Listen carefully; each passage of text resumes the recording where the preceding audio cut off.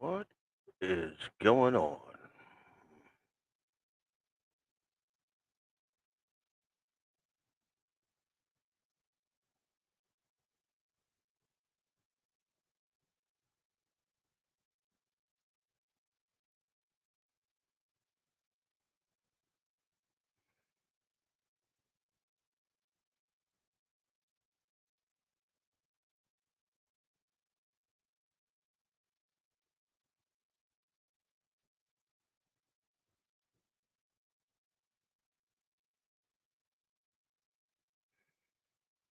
There we go. Uh, had a little snafu with my camera, and I'm an IT guy, So that's always great, right? Oh my God. So welcome, guys, to Blackbeard's Logic. Got a full show for you guys today. I'm going to be talking with my good friend, uh, Bob Wheeler. You know him, you love him. We've never collaborated on anything, but I've been a wind of Bob for quite some time, an admirer of his because he says the thing want to say, they just don't have the test fortitude to say them, and they attribute that maybe you know to him being a Marine, you know. But it's going to be a good conversation today. We're going to talk about just stories of the week. Obviously, a huge one was Pete Hegseth, Secretary of War, setting the standards back to what actual standards should be. Because hey, we're not baking cakes. You're not baking cakes in the military. You're breaking things and killing people, and you need to be good at doing those things. And sometimes, well, not I'm not even going to say sometimes. DEI does not work anywhere. But over the last 4 years, we've just had the most horrible people running the country. It wasn't Joe Biden. We all know that dude checked out quite some time ago. So the folks that were running the country at the time were all bat crap crazy, and we all understand that. We could see, America just kind of backsliding, and we could see 25 plus million folks being ushered into the country. We saw what was going on under that bridge in Texas, all those migrants. We know that the country is a lot more dangerous. And the answer to that was a DEI military where they were taking all comers. I just sometimes you sit back and you think about what the Chinese were thinking, and the Russians, and anyone else that wanted to fight us or wanted to make trouble with us. And what we have are blue haired T boys, and that's not okay. I mean, I kind of want the guys in uniform to look like some of my friends, just rough around the edges, door kickers. That's what I want. That's and you can't get that with a DEI hire, and we pretty much prove that. And Pete Hegseth says, we're going to bring everything back to actual military standards where well basically, and I have a ton of Marine friends, and what they tell me is, well, he just brought it back. Now the entire military is like the Marines basically. So and I have family members and friends in every branch of the military, so if I stepped on a toe, my apologies. But it's a Marines, Arlie Ermey's Marines, Good evening. One shot. And so we're also going to talk to a good friend of mine, Kevin Flynn. And Kevin Flynn, as you guys probably know, he's the host of the Need to Know Morning show on AM 1100 The Flag every morning. He's there with Alex Taylor. Guys just chock full of common sense. The only drawback to Kevin is he lives in Minnesota. So I got a feeling he gets pretty lonely. But uh, and I'm going to digress on that because I got a lot of friends that live in Minnesota, and all of them are dyed in the wool conservative warriors, Christian, good guys and gals, and they are not. They see what's going on in Minnesota. As a matter of fact, I hope Kevin has time. I want to discuss the documentary that I watched last night about it's about Minnesota, but basically about Minneapolis. Oh my God, that's an American city. I I want to talk to him about that. I mean, and we all feel it. We all know something's not right, right? But for 4 years, you couldn't say anything, or you'd be deplatformed. You'd be flagged. Your social media would be shadow banned. I am still under shadow ban. I have like well over 4,000 followers and even more waiting in the wings. But they they always um, they always restrict my reach. So and that again, that comes from living under 4 years of the Biden regime, um, stolen election, all of that stuff. You couldn't even say that. If you didn't say the freest and most fair election in history, you got the platform, which we all know, we all knew was a crock of crap. We all knew it. You just couldn't say it. Or, the same folks that are right now screaming about First Amendment and freedom of speech, and those guys were all great. They were all good with deplatforming and silencing anyone that said, "Wait a minute, what's going on in Atlanta?" Where you have a water main pipe supposedly break, and they had to usher everyone out, and there's video, like there's actual video of these folks pulling out huge containers of ballots and just jamming them in the thing. I mean, and you're like, wait a minute, what are we supposed to do with that? They just memory hole that. There's no. Are you kidding me? It is anyway. I better not because we'll be here all night. I'm just gonna say that. Oh my God. We're gonna have a bang up show for you tonight, though. I'm gonna mix in some sound that I hope doesn't get us stricken. My first show had some issues because I thought I was using uncopyrighted material, and apparently some guy sitting in Vietnam or somewhere was reaping royalties from that. So learned. Second show went a little smoother. Third show, and now I got some bangers coming. It's going to be great. It's going to be good, and we're going to talk to my good friend Tom Krabanoff. Now he is also over there on the Minnesota side. I believe he's over there. And this guy's a solid patriot. Been following him for quite some time, and vice versa also. And we on this platform, it is the Guns and the 701 network. So we love guns here. I mean, obviously, look at the wall. Uh, but you haven't played with guns like the guns that this guy plays with. I mean, it's it's gonna be phenomenal. It's gonna be good. I think I see a great big beautiful beard. Oh, there he is.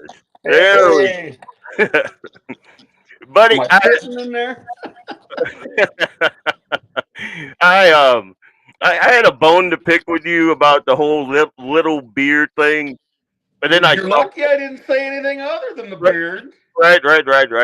I have a face for radio. I've been told. I know that. Not only you, brother. Not only you. But I'm looking at your beard and I'm like, yeah, he's got a point. You got a point, man. This is It's pretty short. Wait till Christmas time. We'll see how I do. you said that's short. Wow. I'm getting a little bit of reverb. Well, anyway, I'm gonna. Is this any better? Oh yeah, that's great. Okay, well, I don't have a studio set up here yet, so I probably should have just done this from the pickup like I do everything else. But See, we'll let it rip. that's where I know you from, and I'm still getting like feedback, somewhat. All right, I'll tell you what. Walk with me. If you can handle it, I'll go to the pickup because that seems to work better than anything else. We're a little early. Yeah, we are a little early, so but just in case some folks aren't familiar, this is my buddy Bob Wheeler. You hear him on KHND with Rick Jensen sometimes. I know him from the truck videos, because he gets in there and he just gets on a tear, and dude's all right, man. He it's right up my alley when I hear you going off, man. So, Bob Wheeler, everybody. Hi, guys and gals. You'll have to bear with me a second. This is a trial run for all of us. Yep. I don't have that fancy setup, but I'm really pleased to be here, Leon. I appreciate the invitation. Oh yeah. And that is that awesome blue North Dakota sky. Out in the middle of nowhere. I always tell folks that I'm broadcasting from the bunker somewhere in central North Dakota, and that's about it. Well, that's I mean, what we do over here. We're always saying undisclosed locations, southeastern North Dakota. Because technically you and I are neighbors. oh yeah. Oh, Bear with me a second, folks. I'm gonna try to get a little airflow here. If I lose you, I'll be right back. sure. But I'm not gonna sit in a hot old pickup. No, understood, man. I mean, it for the past couple of days, it's felt Louisiana-esque here. Okay, let's do a little test. Hang on. Oh yeah, that reverb is coming in. I don't know what. Yeah, I can hear myself. Let me think. Why don't we just try a new hookup, bud? We're still a little early. Oh sure. Or if you have earbuds, put the earbuds in. You don't. That's the problem. I don't. Yeah. Oh, no. All right. Let's just reconnect. Okay, we can do that. That was Bob Wheeler out in the middle of nowhere. So, while we get Bob reconnected, I want to play for you guys something that I just found awesome, and I want to get your take on this video. You just drop your comments in whenever. We're gonna. There's Bob. Okay. How's that? Is that any clearer? Let's see. Can you hear me now? I can hear you just fine. Perfect. Let's leave everything alone. Cross your fingers. Leave everything alone. Cross your fingers. I'm going to get your take also on this video that I'm about to play. I was telling the folks that while you were getting set up, I was going to play this video here. And I want to get your take. I think it is funny. They're making a big deal about it. But yeah, let's. Hola, mi fellow Americanos y bienvenidos al cierre de Schumer. That means welcome to the Schumer shutdown. We call it the Schumer siesta, right? It's the Schumer siesta. He put the government on siesta, crying Chuck. And El Hakimo Jefe Jeffries, we used to call him Dollar Store Obama, till we realized he's worth far less than $1. But they put the government on siesta to give illegal aliens your health care. We're not going to let it happen. I looked at both of them. I said, we're not going to let it happen. It's no bueno. I said, it's no bueno. They begged me. They said, but senor, por favor, please give illegal aliens the health care. I said, we're not going to do it. We're never going to do it. It's not going to happen. I love it. And they're also very upset about our big, beautiful sombreros. You look at them. These are the greatest sombreros the world has ever seen. We really have the best sombreros, and everybody wants one except Crying Chuck and El Hakimo Jefe Jeffries. They don't want one, but they're going to wear one when all is said and done. We're going to end the siesta. We're going to reopen the government, and we will not give in to the demands of Chuck and El Jefe. We're not going to do that. Thank you. God bless you. Dio lo bendiga. And God bless America. Thank you for your attention to this matter. Man, I cracked up when I watched that thing. I was cracking up. Oh my god, these all of Some it. of the best ones. Yeah, yeah. I've seen the baby ones. I've seen this one. I've seen the memes. They're all great. I mean, my god. But I want to get your take on a couple of things. We're gonna talk national, and then we're gonna bring it back to local. But one thing that I wanted to get your take on is the Pete Hegseth, our Secretary of War, bringing the standards back to where they should be. As a matter of fact, I mean, to me, it's common sense. If you can't carry your buddy out of the foxhole, or if something happens, if you can't fireman carry your buddy next to you, then you shouldn't be in the foxhole.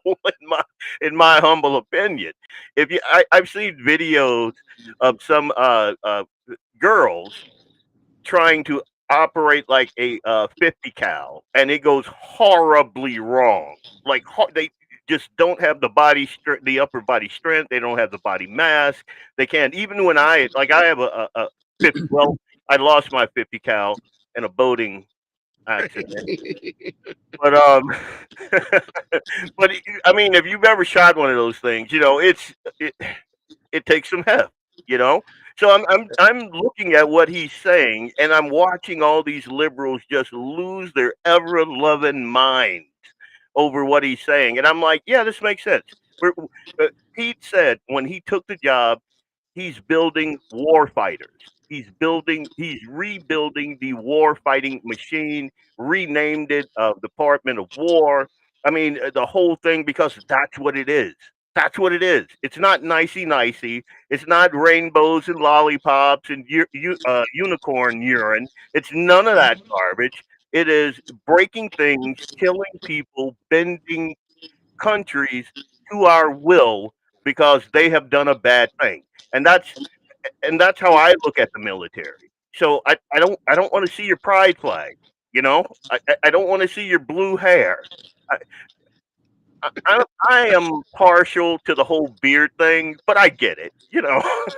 I get it. It's all about discipline and all of that. But I want to get your opinion. I talked enough. I'm gonna turn it over to you, Bob. What do you think? Well, we can try to cover all of it. As far as the beard thing, being active duty Marine, I actually got a chance to grow it out for a little while. Um, we had some special situations there, and then I also had a no shaving chit for about a week because I was broke out. Well, okay, the brothers have a lot of facial issues with their hair, ingrowns, this, that, and the other. 100%. And I got a lot of flack for it, but I was breaking out so bad it looked very horrible as far as I was concerned. I caught a lot of hell from even my platoon and whatever else. I'm like, You got do some what you want black to in do, but you, I'm just or trying to be more Marine like, right?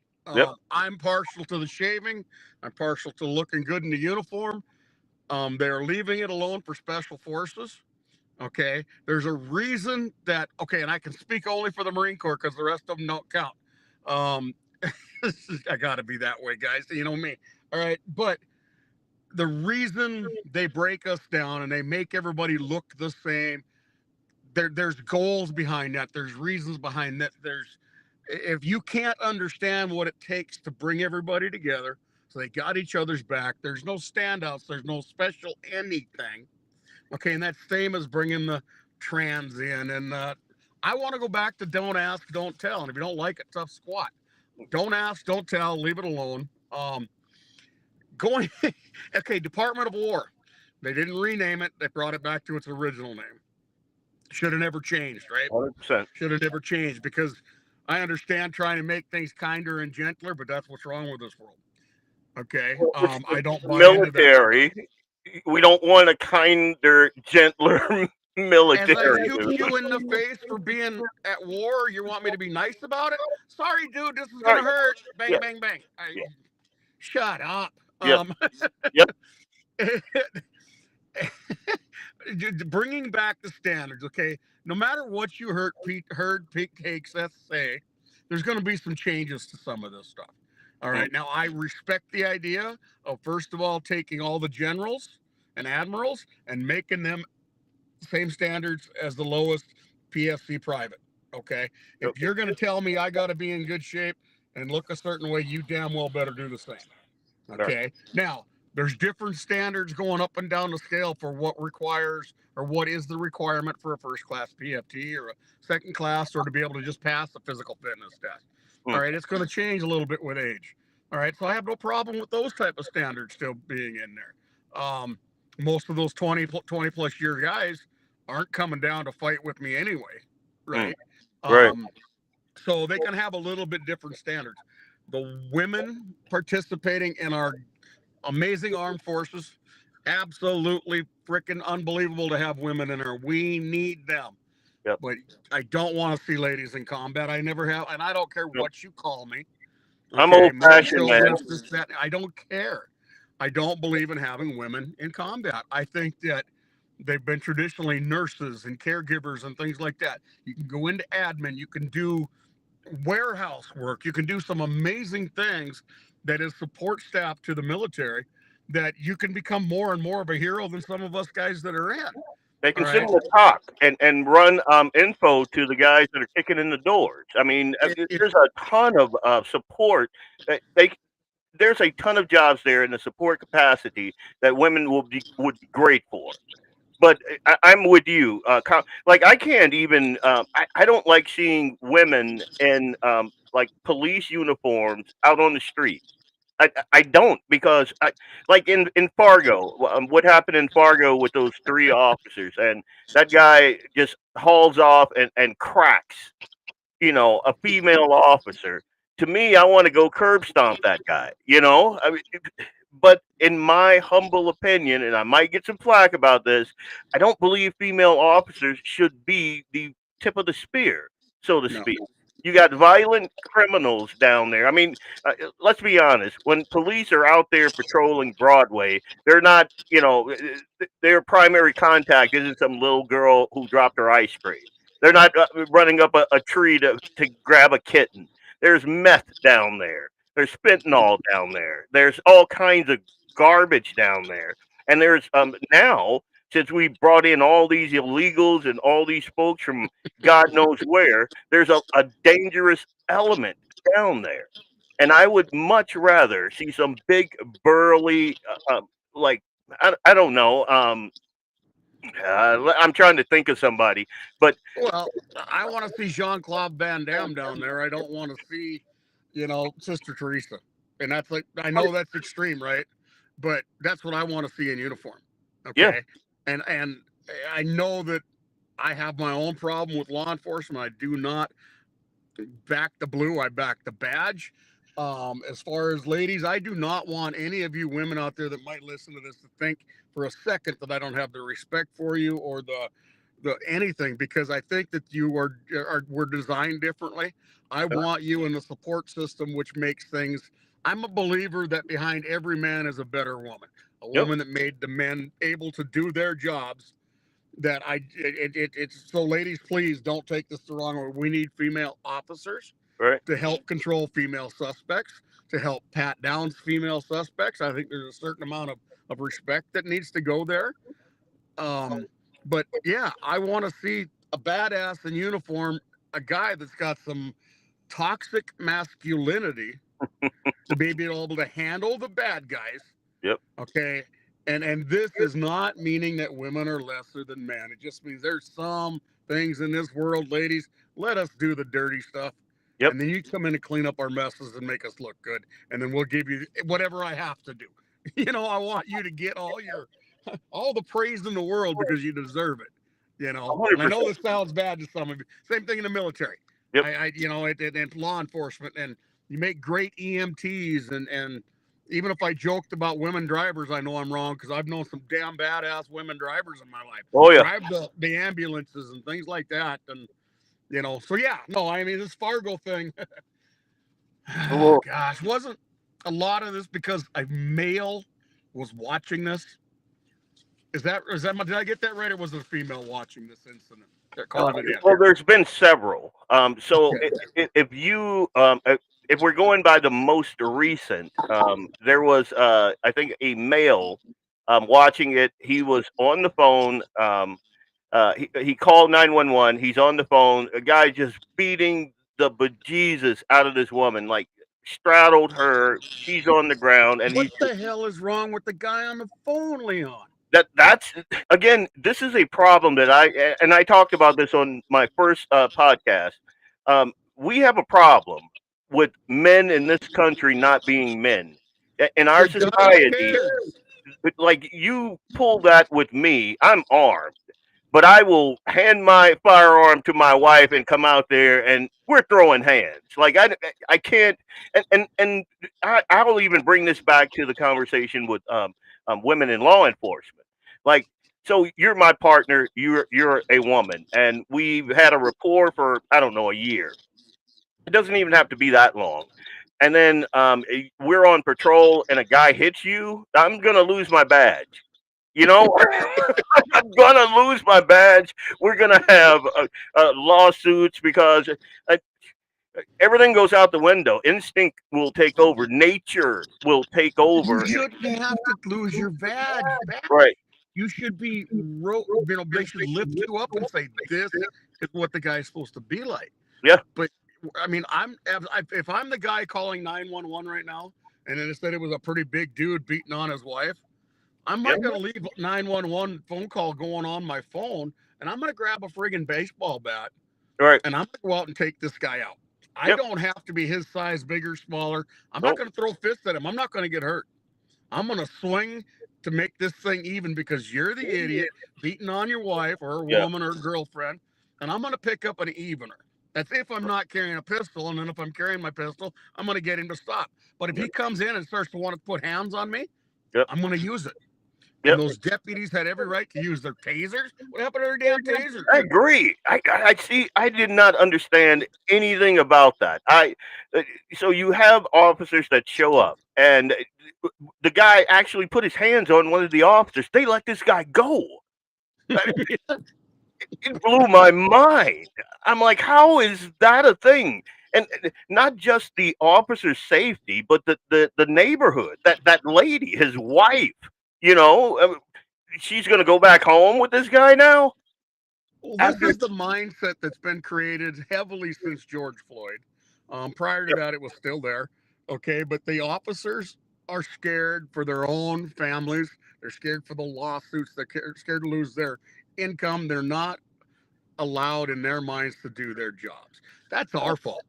Yep. Okay, that's our fault. Now, I'm going to reiterate, I do not back the blue, I back the badge. If you can't be the person behind the badge that brings honor to that badge, you're shit out of luck with me. Yep. Okay, but I had to take a step back from that. I'm going to support the police department, the sheriff's department, and we need to get the judges and the lawyers, our justice department, which, God, we could go into everything, Leon, you know me. Yep. All right, but we need to fix that where these guys are getting prosecuted. And we're not going into George Floyd.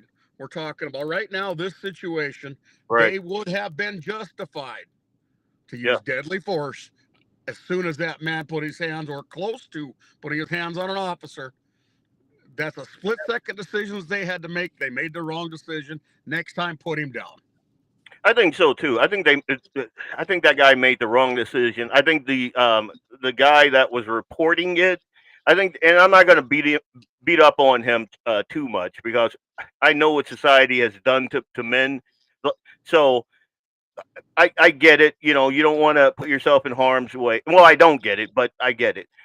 But the officer, like you said, he has a taser. I'm sure that I think there were 3 officers that responded. And you mean to tell me nobody could put a taser in this guy's ass? I just I don't get it. It's actually not the officer's fault, Leon. It's their boss's fault. Yep. And if they're not going to back them up, get rid of their bosses all the way up to the top and send these other 3 officers back to some training along with the rest of the police department. And one of the greatest lines I've ever been told, and that was back when I was in the Marine Corps, was bottom line. We had just listened to the powers that be come in and tell us basically the rules of engagement for the situation we're in. and they left, and I was working with the Border Patrol in Texas. Okay. And they walked out, the big bosses walked out, and the other guys walked in and they said, here's the deal. They're the bad guys. We're the good guys. We'll write the memos later. End of discussion. We knew what that meant. We're not going to let somebody start blowing holes in us. We're going to shoot back. Okay. 100%. We're not going to let somebody beat up a woman. We're going to beat the hell out of him. We'll write the memos later. Yeah, and that goes like I'm seeing across the country. There's this disrespect for law enforcement. There's and it's been slowly bubbling and bubbling and bubbling. I do believe that the whole George Floyd incident kind of kicked off a hornet's nest, and I have thoughts on that are not going to be very popular because, as a matter of fact, when it kicked off, we had a black roundtable at AM 1100, and all of the folks that were I was the only dissenting voice because I saw what happened. I saw like I was getting news snippets from pretty much everywhere, so I knew he was a piece of garbage human, and the brother should have taken him out. But that's another story. I also knew We're that, really getting into crazy territory now. but I also happened to I believe then, as I believe right now, that he wasn't killed by that officer. He was killed because he swallowed those drugs, and those drugs popped his heart, and that's what the coroner said. So I don't understand. I don't understand why we have officers in jail. And again, folks are gonna like tune out, and I get it, but that's where I am on that, and always have been. I'm of the mindset that there should be a retrial because this one was tainted. And I, well, anyway, I'm gonna We digress don't on even that. need a trial. We need some governors with some balls and a president with some balls. Yep. Give the guys a pardon, wipe it from their records, and put them back on the force somewhere. Yeah, And because they no were trials, no trained. nothing. They were trained in that technique. So if that technique is horrible, then the whole police department needs to be taken to task. But again, I'm not going there. The police, the police chief in Fargo is a garbage person. Like the things that I've heard about this guy, and then to see him in that press conference just dismissing like concerned citizens, like, hey, he's telling folks that the crime is down when everybody knows that's not the case, and then he goes, well, in a city this size, do you realize when I first moved to the Fargo Moorhead area, folks did not lock their doors. They left their cars running, and this was in 96, 97. They Mm-hmm. they left their cars running in the winter with the keys in them. They go inside, they shop or whatever, come back out, and I thought it was the craziest thing I'm sure. Yeah. because of where I grew up. Absolutely not. But so you tell folks uh, that grew up here, that lived here their whole life, and even knew to the area folks like me that this is just normal. Shootings every other weekend, like in Chicago. That folks beating up folks downtown, crack and meth and druggies and all of this stuff downtown. Where I used to walk with my kids. I used to. My kids, one of our most favorite thing was to walk down there or rollerblade down there, get some ice cream. I could not even take Eli down there because I don't know how to explain the level of crazy that's in downtown Fargo right now. Yeah. I can't do it. But this guy tells us everything is fine and dismisses our criticisms and our concerns. I don't know. I think it's another case of putting the blame where the blame belongs, and that's your city government all the way around. 100%. I think that your city commission and they don't want to be. They're too busy being politicians. You know what I mean? They're wanting to tell the people what they think they want to hear, and making it all roses and unicorns and dust and all farts and all this other bullshit like we talk about, instead of telling them the truth Yeah. and really clamping down on what's wrong. I mean, I know for a fact that back during COVID, there was a lot of people giving bus tickets from Denver, Colorado to Fargo, North Dakota. Right. To get these homeless folks off the streets in Denver, they sent them up here to Fargo. So we know that there's some problems there. I don't go downtown Fargo very often.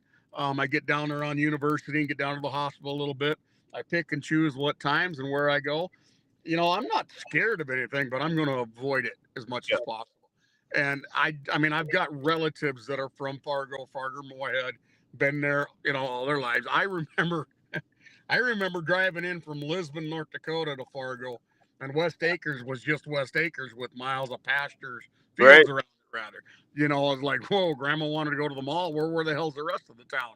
Right. I mean, I never saw the rest of the town other than driving through it very, very rarely to go whatever, Minneapolis one time. Yeah. Dad remembers trailing cattle from Lisbon on to Fargo. Dad just turned Wow. 78 today, and he says they used to trail cattle from Lisbon to Fargo to the sales barn, to the rail. So Fargo's changed, just like every other city. Bismarck's changed, and some of it's been good, and some of it is really this garbage that's going on. And I this could be a topic for another time, but I'm a big fan of a little bit of progress. I'm okay with that, right? But you got to watch what your progress is actually doing to your city long term. And Yeah. Fargo just seems to have outgrown the good, and now it's nothing but bad. Well, and again, you hit on something with the city government. Now, with the exception of like Michelle Turnberg, she's a rock star. I like her. Um, Everyone else there, it seems to me, cares about being politicians first and not caretakers of the city. And like, and you can see it. Like, I could go through the names. I'm not going to, but the fact of the matter is, when folks like the folks that are in the Fargo City Commission, when they start running city government, your city goes to garbage. And that's every single urban center I've ever been in. Once you let the liberals in, everything else goes to garbage because what It's they the case do. across the nation. It's the case in the state legislature. I mean, you see it as bad as I do. It's really not any different than the city. You've got different names on people, where they've got that title of liberal or Democrat Mm, or whatever, progressive crap. But then you go to our state legislature and they're just lying to you saying they're claiming an R, but they're really a moderate, liberal, progressive Democrat. you want to go Um, there? You want to? well, I'm just trying to tie it in a little bit with your smaller level. And that's what, and my reasoning behind that is the people like you and I, okay, or the thousands of other good people that we know Yeah. don't have the time or the finances to do that because they're busy living their life and they Yeah. can't get the recognition in time to get elected. Now, I know that I've made a decision that I'm better off doing what I do than ever running for another office. Yeah. Okay. I ran for the House back in 2019 era. I'm better off here. Now, if we can get more people involved on this level, then we can get more people into that level in that city government, county, state government. I know it's a long ways around and it's maybe a long shot, but that's how I see that. Even in Fargo, or you can take Foreman, you can Yeah. take Fargo and Bismarck, or Bismarck and Williston, or Tioga. All of these towns have that mixture, and it seems like the conservative way of viewing things loses out the elections Well, I'm because the going to tell you conservatives this. don't run. I so this is what I've seen, and I'll put this on a national platform. What I see is the folks in the urban area all tend to be poisoned by that concrete and glass and cinder block. It takes on a progressive miasma in those urban centers, and what, as soon as you break out of that, as soon as you go to more of the suburban, and then rural, everything tends to shake out and be normal again. Like, I got friends who are in the legislature, and they are solid conservative guys and gals. But like you said, like our guy Dan, we had to twist his arm to run again, man. Like, he was like, why would I subject myself to that? Why And put and my and I get family it. through that again? Yeah. You know, Yeah. absolutely, absolutely. It if the And legislature did what it was supposed to be, Dan would love to run again. Hell, I'd run again someday down the line. You know, we could get people like, maybe we get Rick Becker to come back into the state if we can't get him in Washington D.C. If it was better off, you know. I mean, we get guys like Luke Simon back.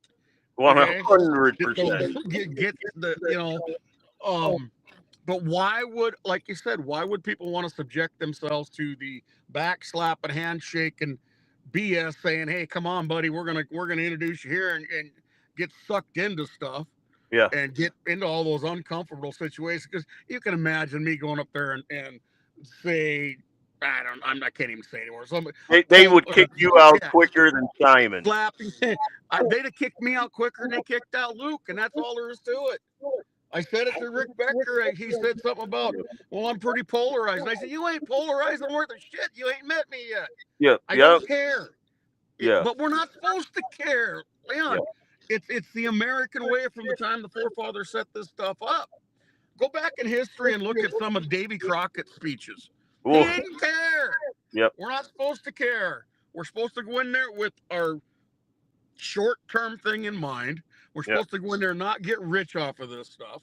We're not supposed to care what our other people think about it.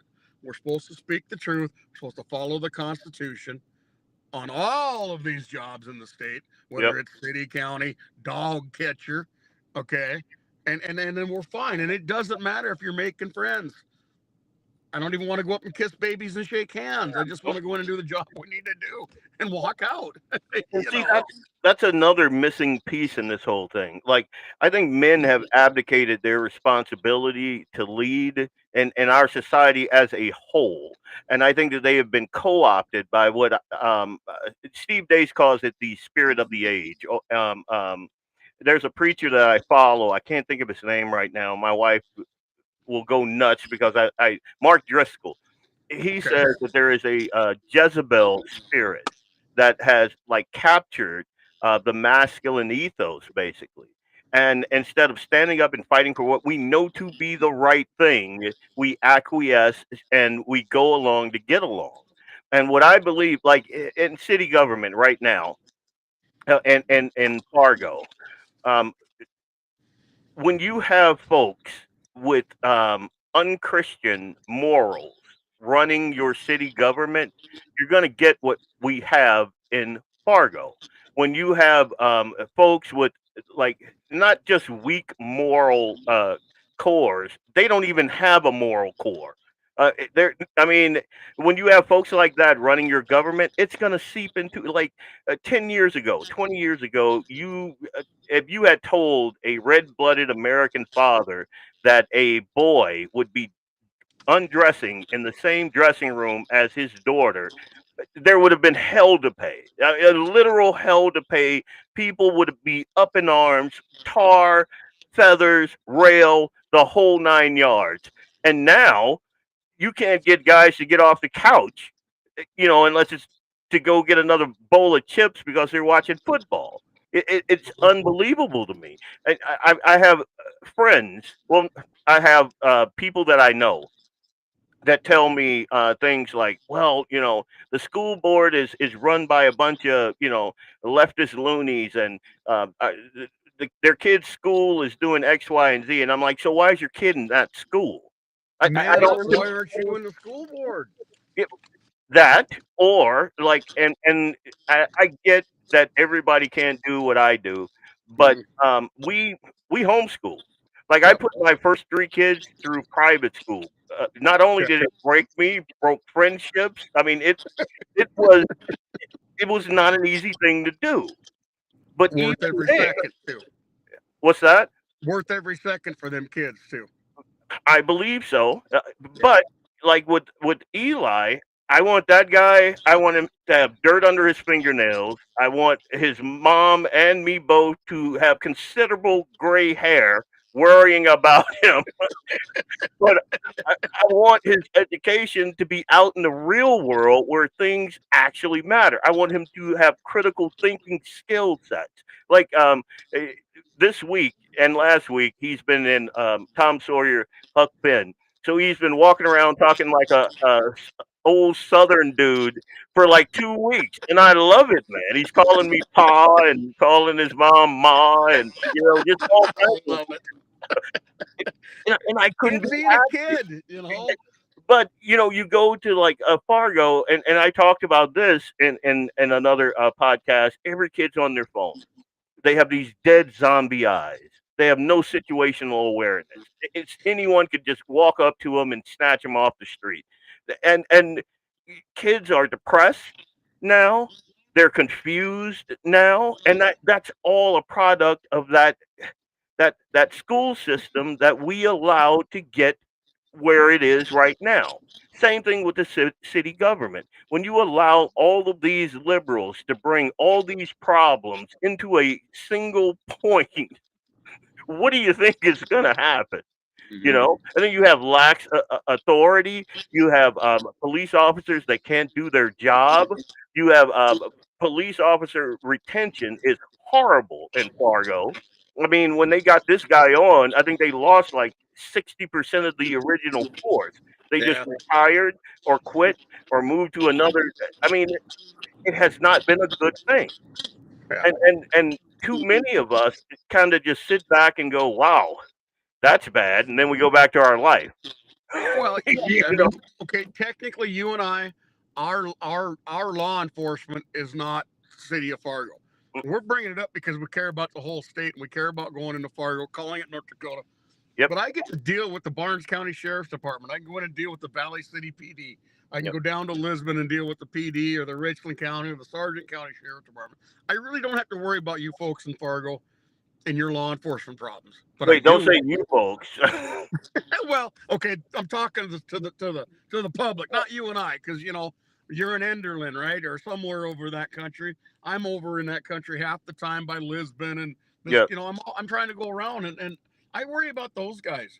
And I've yep. only met two sheriff's deputy down here in Barnes County, and I guarantee you, I'll call them anytime I need to now and get help because I trust them. I've already met them for 5 minutes, but I trust them. These guys or gals, I haven't met any of the ladies yet, but if I lived in Fargo, I don't know.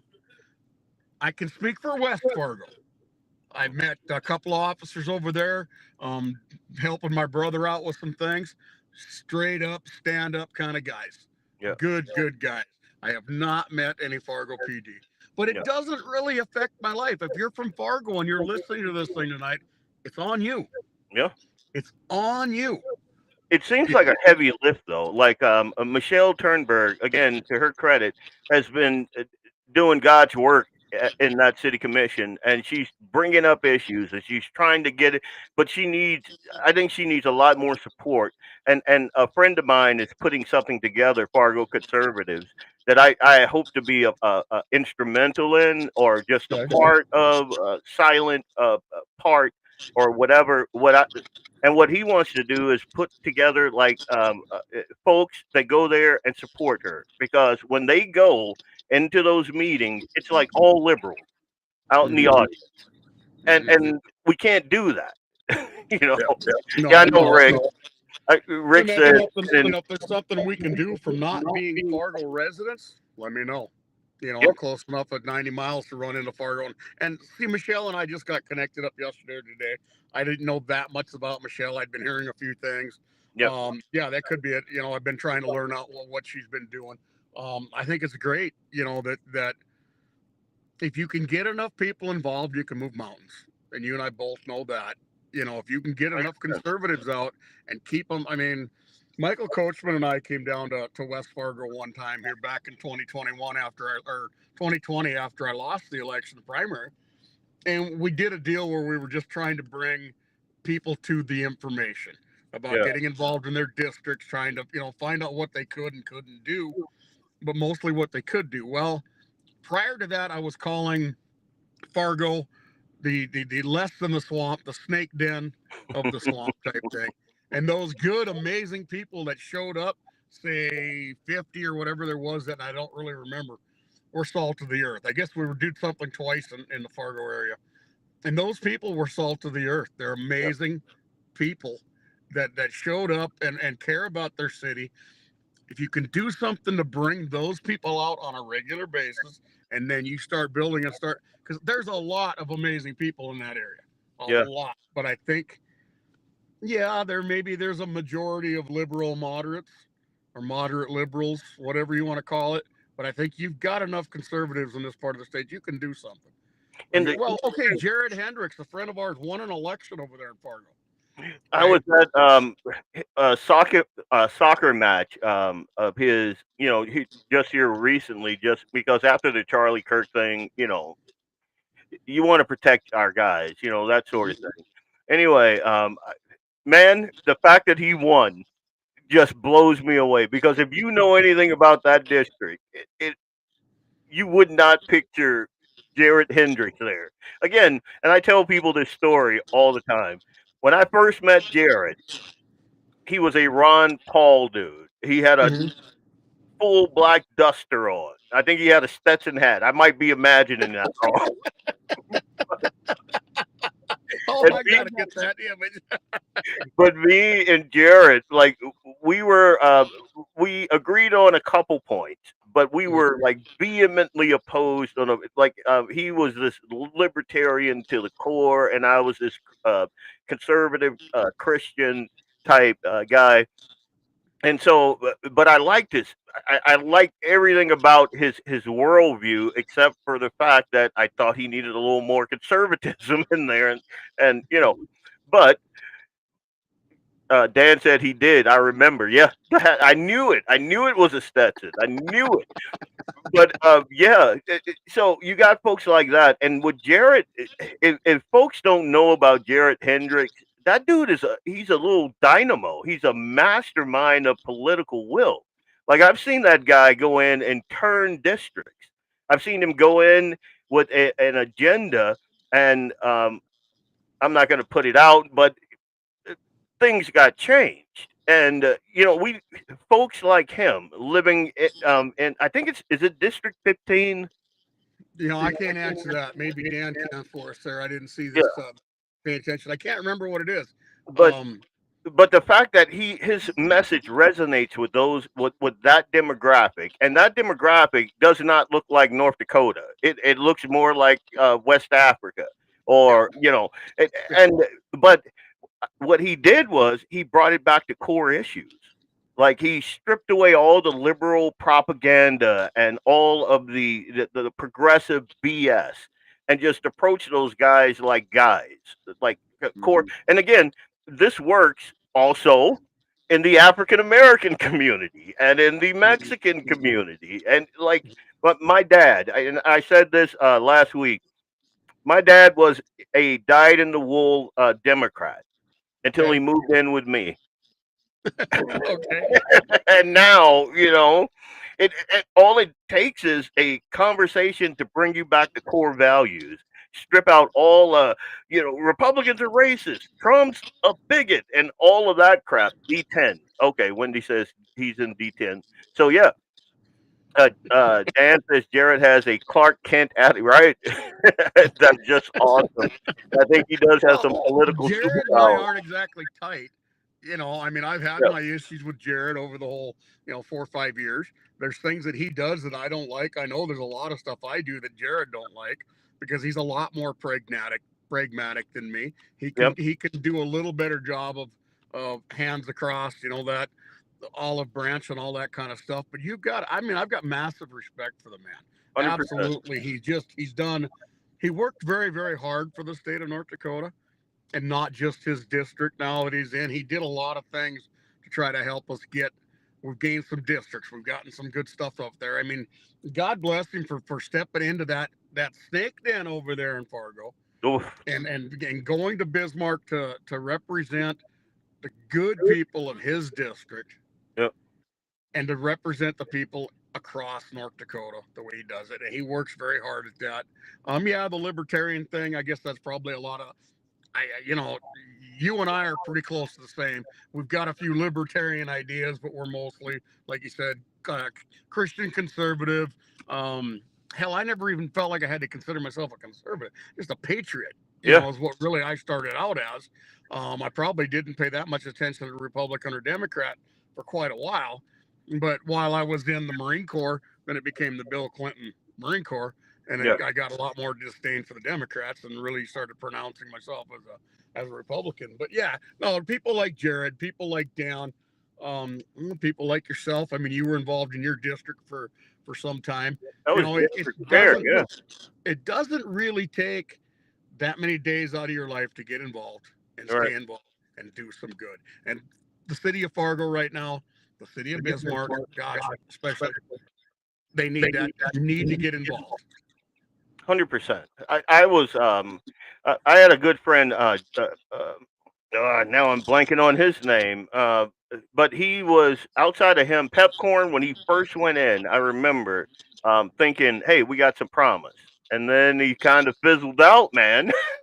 And then my buddy Tony Gehrig, he was a powerhouse in there, and and so now we have one with two possible maybes, but Michelle has been doing a good job, so I want to promote her at all costs Is because Michelle willing to be the mayor? we're going to talk about it. Okay. Is that in her agenda? It's from everything I have seen, she's the one Yeah, right now. yep. You know, I mean, she's unless I name can convince, recognition, beliefs. yep, She's the lady for the job. she is. 100%. I mean, and when you look at what we got now, well, and I keep saying we, but when you look at what Fargo has right now, things have got to change. I mean, Steve was on his show a couple of weeks ago, and he was talking about taking his wife downtown, and I was texting him, "Don't do it." I mean, because I know Steve. Steve is not a gruff, rough guy like me and you. Are we You talking know, about Bakken? no, Hallstrom. Oh, okay, yeah, okay. Yeah. He's not a me or you. I don't know what his situational awareness is. I don't know where he sits when he's in the restaurant. I don't know what he carries or anything. Yeah, I mean, things that me and you just kind of automatically.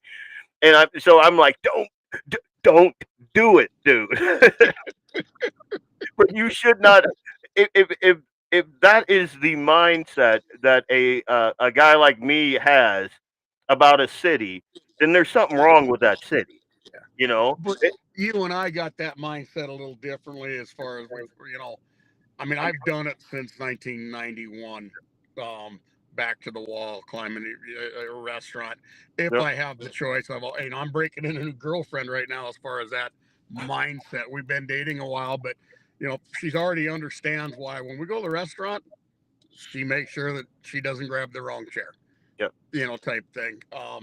And it's that way of thinking, whether we're in Fargo or we're in whatever Yeah. Leafer, we're going to sit with our back to the wall. But if more of these people understood this in these bigger cities, for us like Fargo, and that's they need to get on board.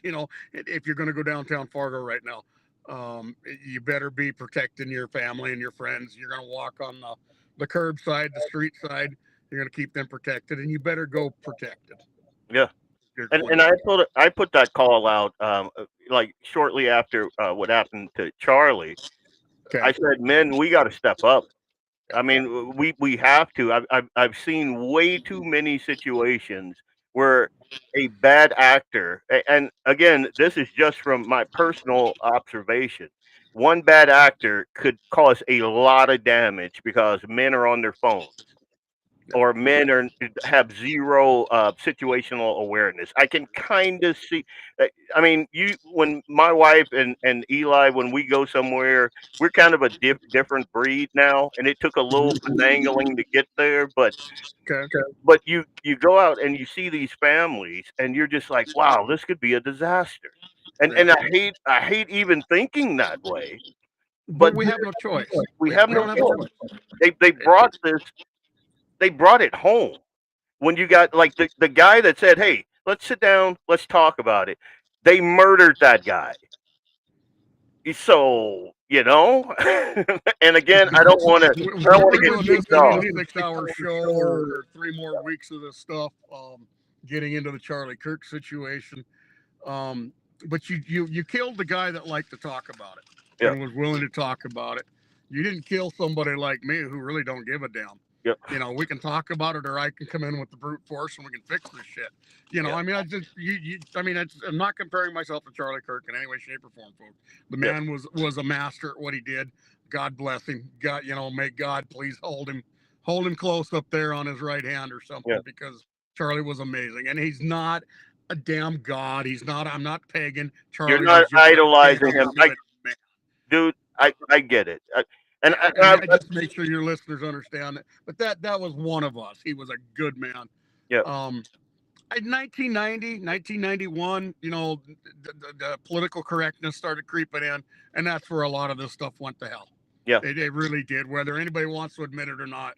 When men started to become emasculated, we started to try to have that kinder, gentler side, because that's what the ladies supposedly wanted. So at 18, 19, 20 years old, there was a little bit of, I want a little bit of a sensitive guy. Well, got news for you, ladies. Yeah. If you had it, they were faking it, or they weren't a guy. Yeah. But we did this to ourselves, Leon. We truly did, and it's up to us to fix it. 100%. We got to get to, like, again. I use the example of Eli. I'm raising that little dude to be a future warrior, a future protector, a provider. I know, like, I have friends all over, like Wendy, who's on right now. Her little dudes, all of those little dudes they're going to be something that a woman will be very, very happy to call her man, because they will Amen. protect, provide. They And Eli, right now, he's kind of a little sensitive because he's 8. But It's human. You mean you're not raising a lion cub? You're raising a human being. You're not. They're going to be that way. a little bit. But I've also seen him cut himself badly and just hold it up and say, "Dad, Got any duct tape? what are we doing here?" And I'm like, "Oh, okay, let's." I don't think there's a little boy in this world that should start school till they're about 8 years old. Hundred I percent, think they ought to be feral children till at least then. And 100. then I'd rather see a lot of the homeschool and sticking to the reading, writing, and arithmetic. I think dads ought to have buddies. If they can't do something like weld, have their buddy teach their kids to start welding at a young age. Start shooting, obviously. Start learning how to be a plumber at about age 6 or 7. Okay, start doing more things that way. And the little girls can go to school whenever they want. I don't care. 6, 7, get out there and use them brains and be smarter than us men. But let's let these men go back to building this nation and fixing this nation, repairing this nation, 100%. swinging a damn hammer, running a chainsaw. Let's let these little boys be little boys for a while. Let's see what our future is. Every little boy should carry a pocket knife. Every single little boy better have a pocket knife. When you meet Eli, you'll see. When he wakes up in the morning, he puts his wallet in his left pocket, his pocket knife in. He throws his watch on because he has to know what time it is. The whole thing. He's got a slingshot. He's out the door. Sometimes we have to make sure he puts his shirt on. I mean, it and that's what I want. And every time I'm testicles, wallet, and watch, brother. 100%. And girls are geared, and I know we kind of took a turn with this conversation, but girls are geared to sit in that seat and take instruction, and that's why they're so smart, especially back at school age. And boys are not. Like, my wife, and God bless her, has one hell of a time getting Eli to just kind of. She has to go outside because we homeschool. She has to go outside, let him get what I guess they call them the wiggles or whatever out. He'll tear around on his go-kart for a bit. He'll chase Bo, his hound dog. They'll go kill snakes. And then after he gets all that testosterone out, he comes back and he'll sit down. And for 15 minutes, he's all right. And then let him go again. It's not ADHD. It's a boy being a boy. Oh, yeah. Oh, I hate that stuff, dude. We could, we've already listed about 30 shows here just in the last 45 minutes that we can get into, and they're near and dear and important to a person. But let these kids go out and be kids. And okay, ladies, you're going to hate this, but teach your daughters to cook, teach your daughters to sew. Let's get home ec back in high school. Let's get shop classes. Let's get music back. I Yeah, swear to God, every kid should have music as well. hundred But let's percent. let these, I don't care about colleges. I don't care about, care about trade schools and ladies, just knowing the basics. Okay, guys, go to home ec. Moms, teach your sons to do their laundry, teach them how to cook. I mean, this whole thing just span. Let's get everybody lined back out again. Hell, I've done laundry by hand before, Yep. folks. Marine Corps made us for the first week or two. That was we earned the right to do our laundry in a washing machine. Dude, I got Teach your kids to like go out and do it by hand. in every one of my backpacks, all of those backpacks up there, and even in that small one, I have needle and thread. I I I I can hem my own pants. I can throw a button on. I can put a zipper on. I can darn my own socks. And I have been able to do that because God bless my mom. She was a Southern mom, so we were going to learn that kind of stuff. But There you go. I understand completely. Men and women have different roles. They complement each other. What we have allowed the left to do is make one of them a priority and demonize the other. And that's where they say toxic masculinity comes in, and all the toxic masculinity built this country. So get that right. The Look at fact, what Charlie Kirk helped to bring forward. Now we've got what Gen Z, Gen Y, whatever they're calling it now, as far as the tail end, these younger kids. I mean, I'm starting to see Gen X squared out there. Like, yeah, I would consider Eli, a Gen X squared kind of kid because that's Gen X. But let's build on what has been started. yeah, Let's take that next generation and go even further with teaching these kids right and wrong and how to do things. I mean, to Charlie Kirk and there's many others, but look how many voted conservative this year. Let's yeah. build on that. Let's not lose or squander this opportunity to And give you these look kids at a chance. you look at and I'm going to go back to Charlie Kirk for just a bit. You look at where he was reaching these kids, and we tend to think of like demographic blocks. Like you have the black demographic, and you have the Mexican or Hispanic demographic, and then you have the you know all of this. But if you like what Charlie did was, and I use this term a lot, Imago Dei. It's the image of God. Every one of us have that image of God, and I teach Eli this in my book. For kids. This is in there. But what we have to get back to, and the Democrats have been really good at deleting and erasing this. Mm-hmm. Everyone's seeing their potential like God sees our potential. We all have that imago Dei. And if we see it in our fellow man, we're going to respect them. We're not going to murder them like they do in Chicago every weekend. You're not going to Mm-hmm. want to defame that person because you can see the image of God in that person. That is a person, and we get back to that, and I think that's why he was so effective. He was able to get folks to see past all the propaganda and to see what God sees when he looks at us as his sons and daughters. He sees a person. He sees the image of our creator there.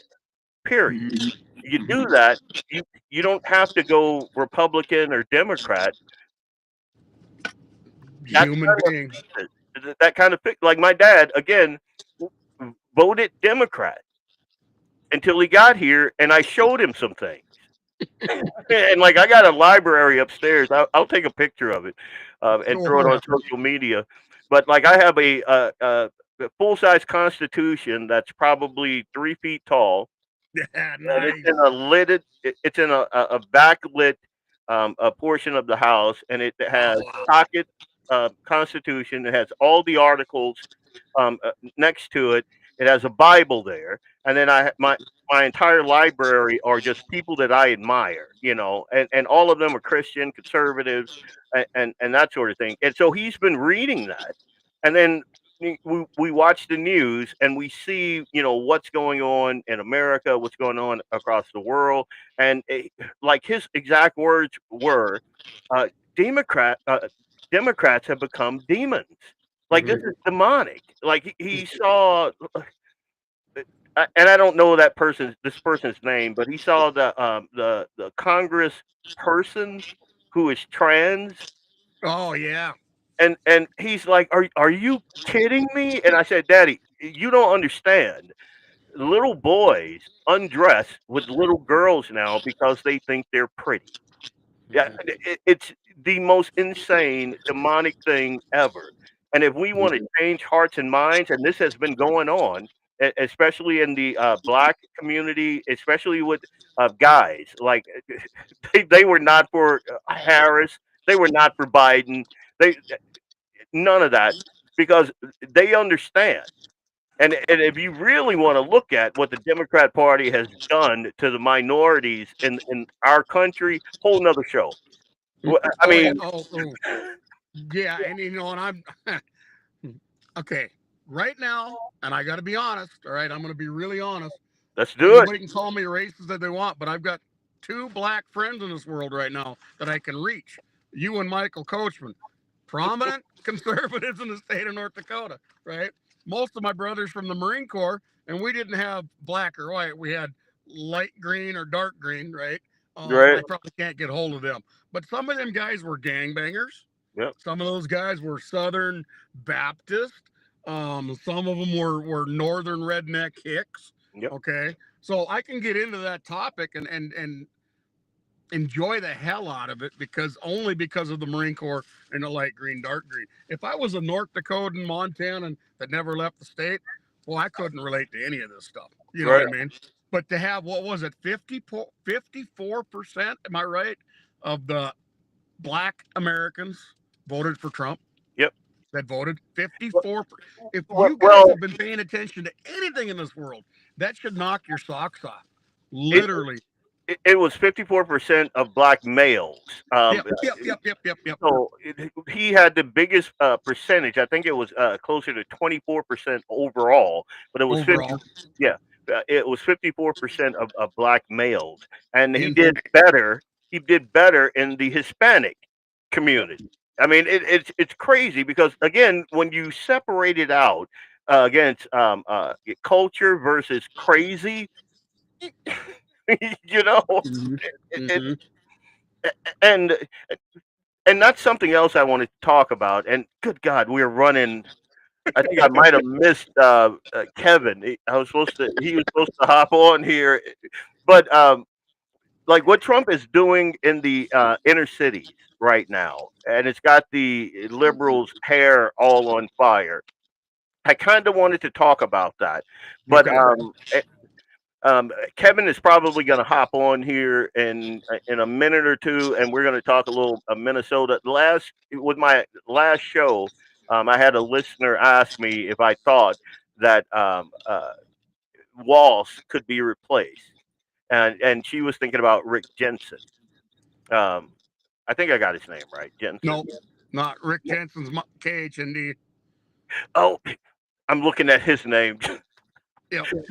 What was the COVID? He's a doctor. It's a senator.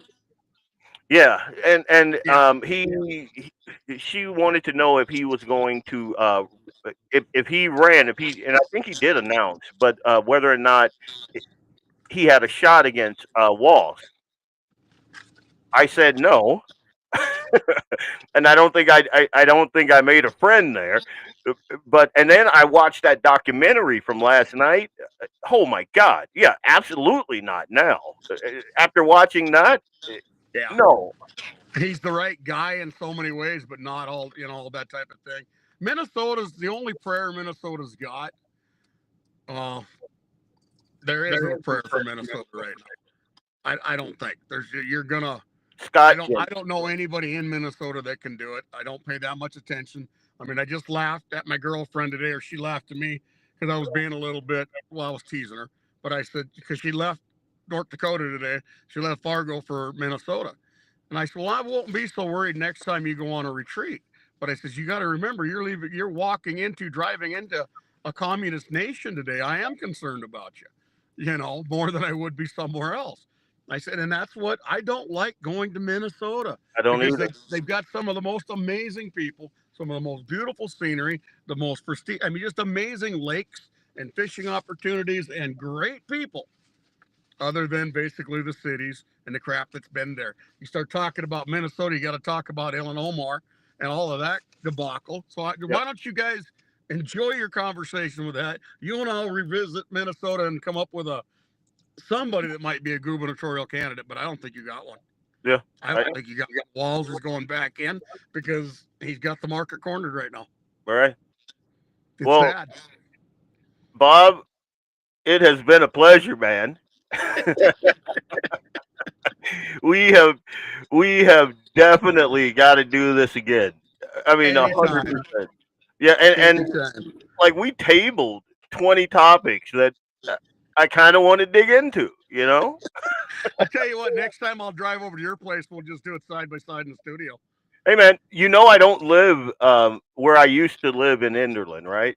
We're out Yeah, on a you moved out farm. of the country. Yeah, yeah. So Yeah, no, yeah, I remember. Well, the deal is I caught you too late, but I could have brought my skidster over to help you guys, and you and JD move them damn logs, and I didn't catch it till too late. yeah. Because you're not that far away. I mean, you're 20, Hey, hey, 25. hey, hey, hey, hey. You know, Yeah, I mean, yeah. yeah. Anyway, We gotta definitely hook up. You got my number. I got yours. I'm gonna shoot you a text. Yeah, we're gonna chop it up, man. anytime you need me, brother. That's awesome. That is the great Bob Wheeler. And I if you go to his social media, his Facebook, um, you'll see him. He'll do these. He'll sit in his truck and he'll just go. And it is friggin' awesome. You see him. You just see the big beard, and then you see Bob, and he's got all the tattoos and everything, and he is just gone. And the thing about it is, nothing he says I ever disagree with. So no doxing allowed by right dad.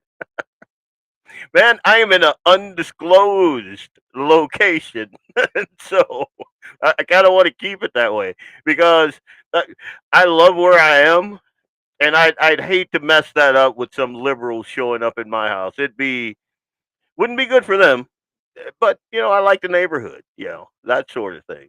Well, I don't know. Kevin is supposed to be on. Uh, and I turned my phone off, so I hope he's not attempting to like call me. Um, I'm gonna try to figure that out while we're doing the show.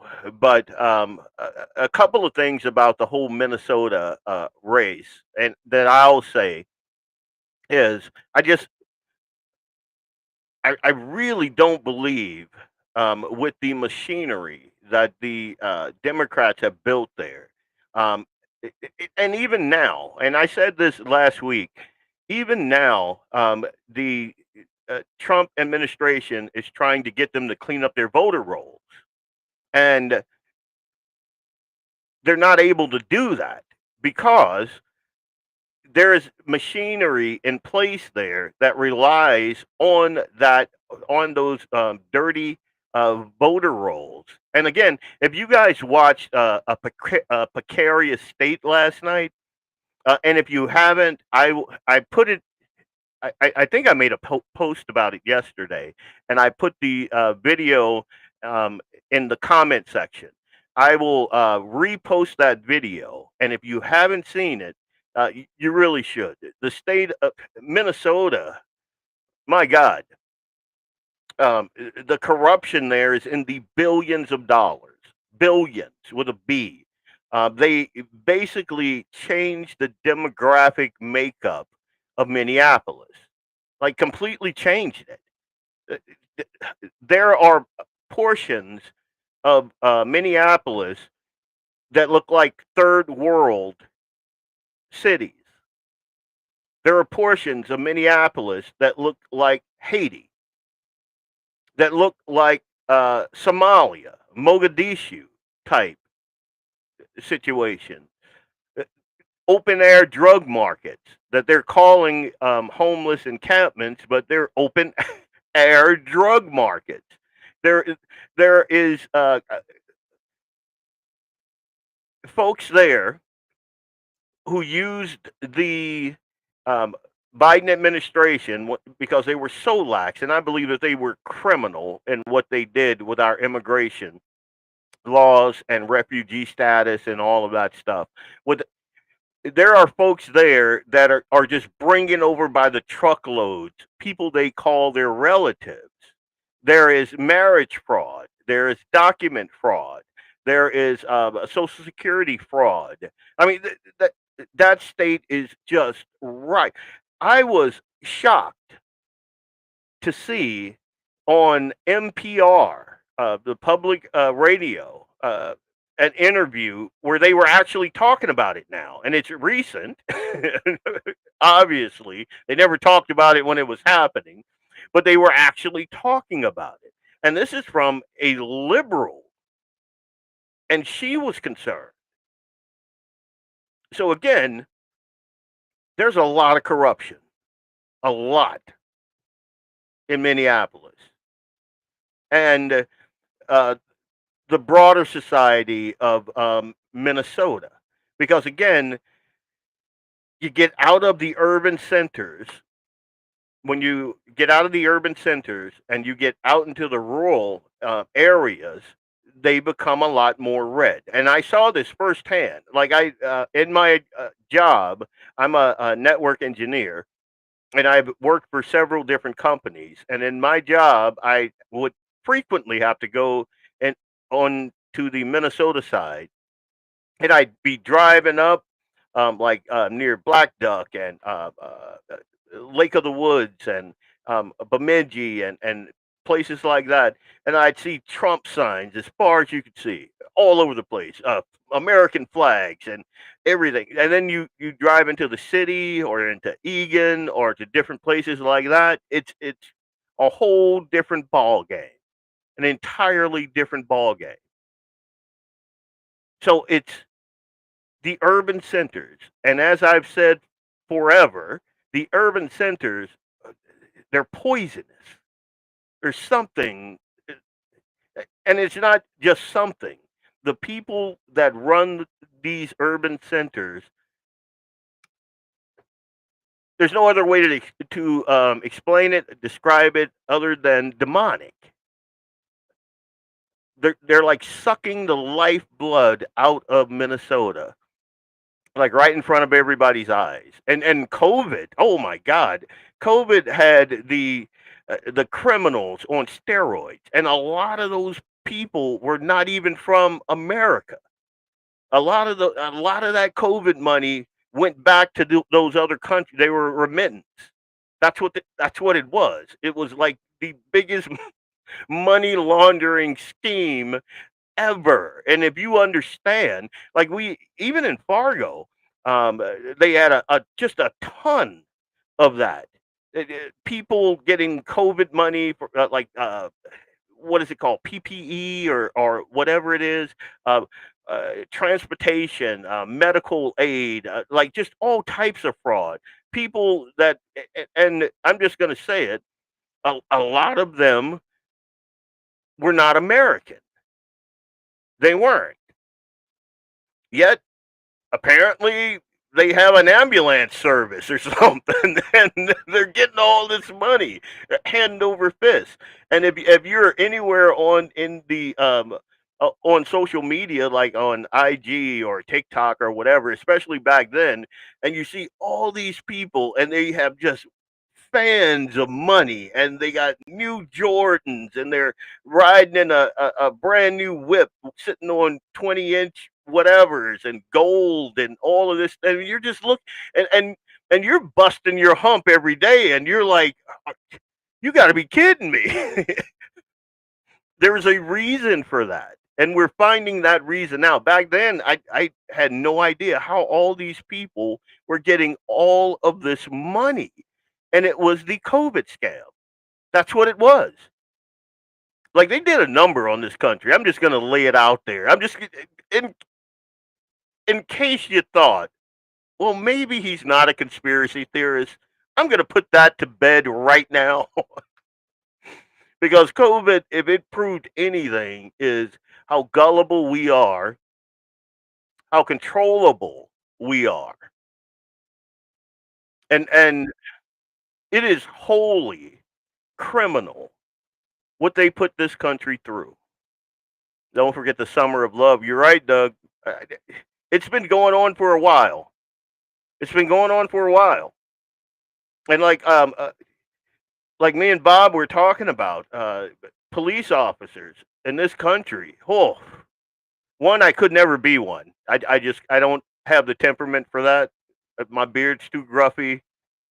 I'm a Southern boy. I'm honorary by nature. So, and again, if I walk up on a scene like those officers did in Fargo, there's no way that guy's just walking away. If I'm a cop, then I'd have to turn in my badge and my gun and everything, and probably go through it because I there is in no scenario would I be able to just walk up on that scene, see that the guy puts his hands on me, and I'm an officer, and I have two other officers standing there, and we let him walk away after he committed an aggravated felony right in front of us. The lady is laying on the ground bleeding. I don't know. Anyway, I'm going to digress because I don't want to scare off my next guest. This is Tom Kravinoff. If you paid attention to my social media a little bit, uh, you know, hey, look at that beard, man. It's growing in. Well, thank you. Isn't that impressive? It's been only 2 days. So, Oh, it's only no, it's probably 2 weeks or a couple. Yeah, a week. so you're still working on that 5 o'clock shadow, but it's coming in, man. I am. Yeah, it is. But, unfortunately, though, it looks like a dead cat when it grows out fully, so I'm sure there's some humane society laws I'm going to violate, or they're going to accuse me of it anyhow. Right. Well, It's gray, red, white, blonde. It's really ugly. I have a face for radio. That's why I grew my beard out because it gives me a little bit of character, and you don't have to see the mug. You know. Exactly. It gets worse when you get older too. It's like, oh, So, Tom, you want to tell the folks what you do? yeah, absolutely. I'm a retired military guy. I had a 28-year career. It was pretty cool. I mean, it's one of those things where a guy with a low IQ from Moorhead, Minnesota can travel the world and meet all kinds of interesting people and do all kinds of things that you just never thought you could do. And I knew in high school I wasn't going to map the human genome, and I wasn't big on digging ditches. And I didn't like authority. So I was like, hey, I'll join the military. So that's what I did. And it ended up being a pretty cool ride. So we're right now, currently, I'm the public relations officer for the Combat Veterans Motorcycle Association, which is in all 50 states and several foreign countries now. And we have a chapter in Minot, Grand Forks, and we just got one in Fargo in June. So we're rolling. We've got about 24 members already, and it's pretty exciting to be part of it. Most veteran groups you get involved with, there's like a lot of them aren't even veterans, like the American Legion. You don't have to be a veteran to join that, but everybody in this group has been to a combat zone, and that's kind of good. We've got that brotherhood already down. Yeah. And we got the best patch in the business too. That one there, if you look at it, and we're not an MC, we're a veterans organization. So I have to clarify that with people. Like, we're not going to kidnap you and tattoo your buttocks and, claim you as property or anything like that. So Shave the eyebrows off, put a little super glue on you, and you fall that could asleep. happen. That could happen. Yeah. Military guys are pranksters. So Well, man, I've been following you for a while, and I always love your post. And like, you were recently up in Fort Ripley, yes, Camp Ripley. Camp Ripley. There's a lot of need for the military troops that don't get fulfilled. When these troops deploy, they leave the families behind. And you've got a very strong family dynamic. And I mean, what would happen if you were taken out of the picture for a year? And things happen, and people don't realize that. It's sometimes it's up to 15 months, and And so you struggle to keep that together. So part of the thing we do at the group is we, if they need money or funds or something like that, so they can get the families together. And the more these families with the spouse deployed and the kids can get together, the better support system they have throughout their community. And it's better. The divorce rate in the military is just killer. I mean, it's astronomical. And it's a shame. I mean, there's a lot of things that are funded in the Defense Department, but there's not a lot funded for the families. And that's unfortunate, but that's why we're here. So we do what we can to take care of the families. Yeah, I know a couple of veterans that are right now, and even some active duty that are right now going through family issues, and it's a sad thing to see. A lot of folks don't understand the stress deployment puts on our combat warriors, and you really don't. Well, that's a whole nother show. But my heart always goes out to especially fathers. As a matter of fact, I have a really good friend, Marine, tough as nails, but family situation pretty much broke him. Yeah, And, it's sad. yeah, but so you guys, you go out there. I saw video. I Yep. saw pictures. That was a blast. They take us down there as kind of a reward, and that kind of thing, and we get to interact with the troops. And there happened to be a little bit of ammunition left, so they let a couple of us guys fire off a couple of rounds, and it was a blast. So, no pun yeah, it intended. was absolute blast. And the Chamber of Commerce was down there at the same time too. And then I think there was some labor union dignitaries up from the cities, and boy, if I could have got them in the urban terrain scenario with paintballs, that would have been great. Going after some of them. So where's the AFL-CIO guy? So it's like definitely hunt him down. Yeah, I was watching. But, I watched. I think was it a Bradley that fired off, and you're like standing there. You didn't flinch. You didn't. oh, move. that was a M1 Abrams tank. Oh, it was So an A- yes. Yeah. No, Oh, I my. didn't flinch too. Even the Army guy said that. You didn't flinch a bit. I'm like, hell no. So you can see your hair move, you can see your jacket move, but you were just stone faced. I'm like, holy crap, man! But um, you train, well, did train, or maybe you still do, folks on how to use the Stinger missile system, right?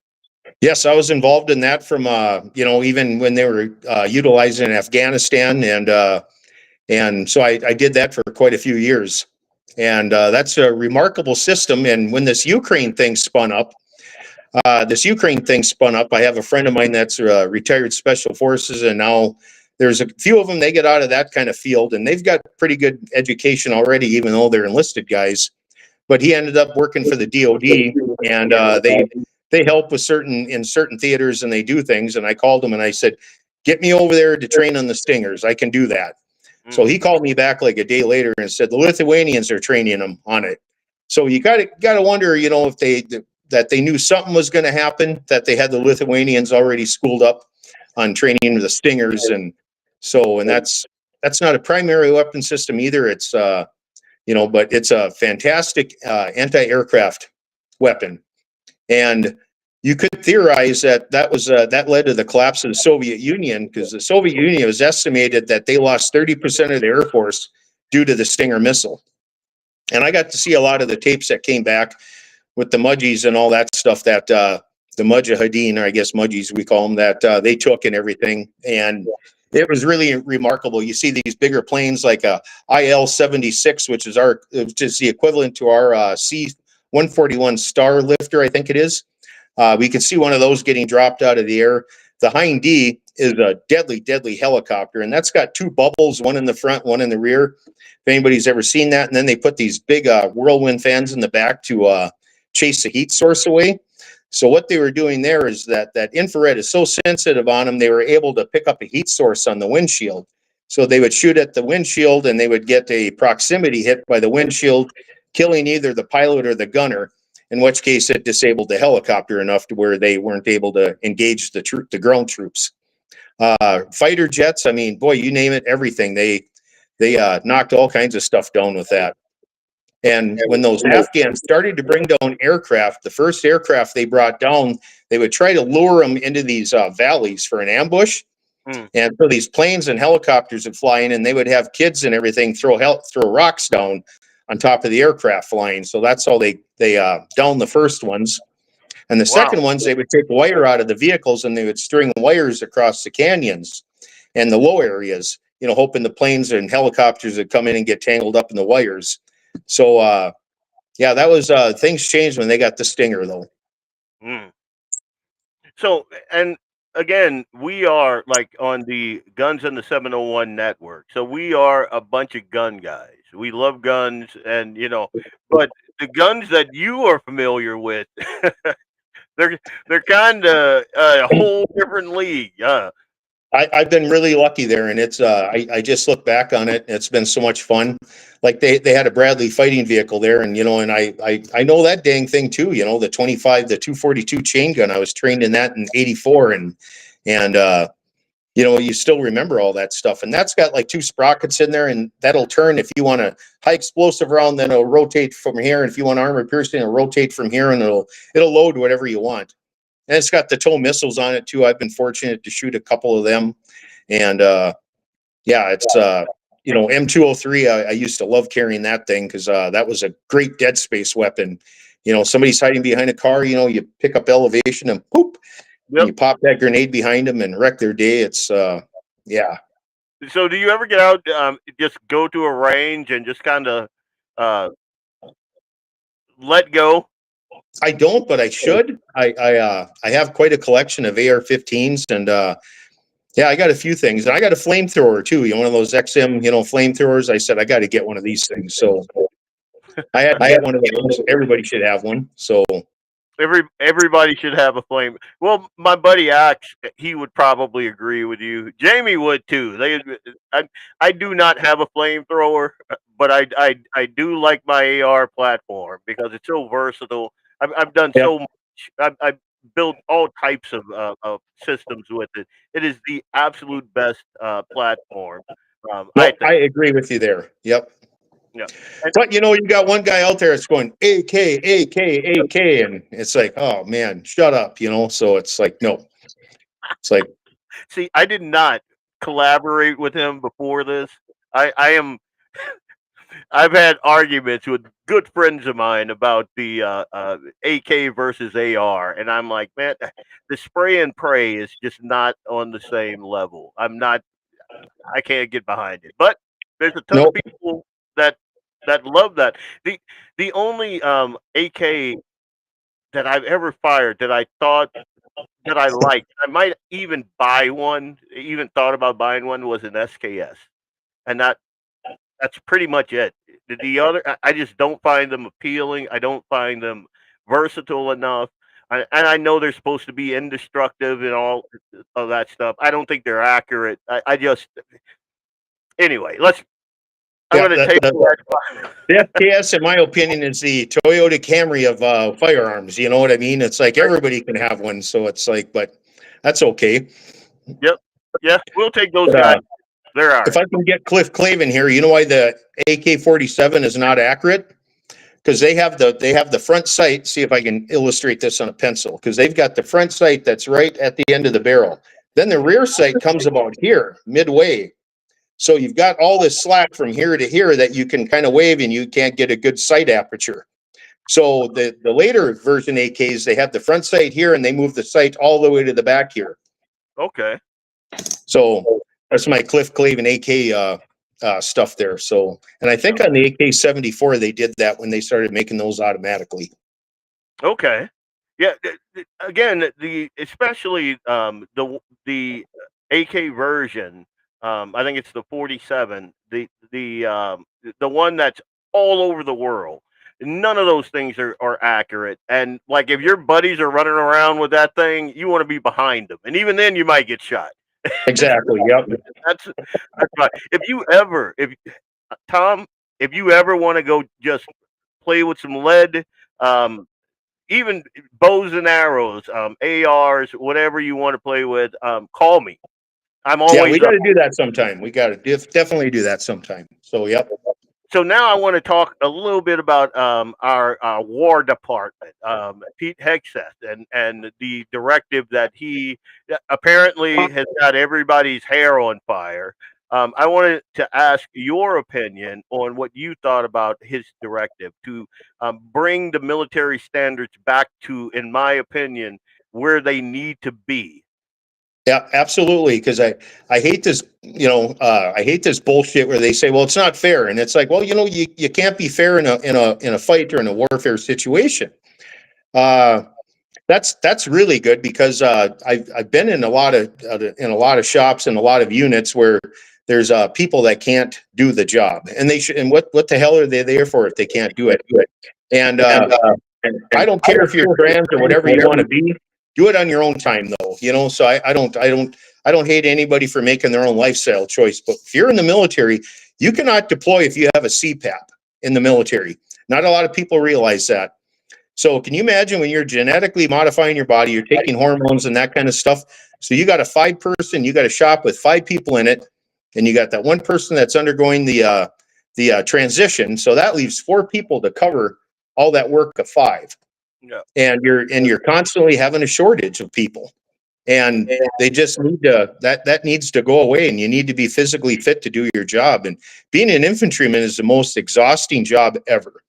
And I've carried rucks up to 100 pounds before for 20 miles. And I feel it in the knees and the feet now. And so when you do that kind of thing, because I mean, you have to have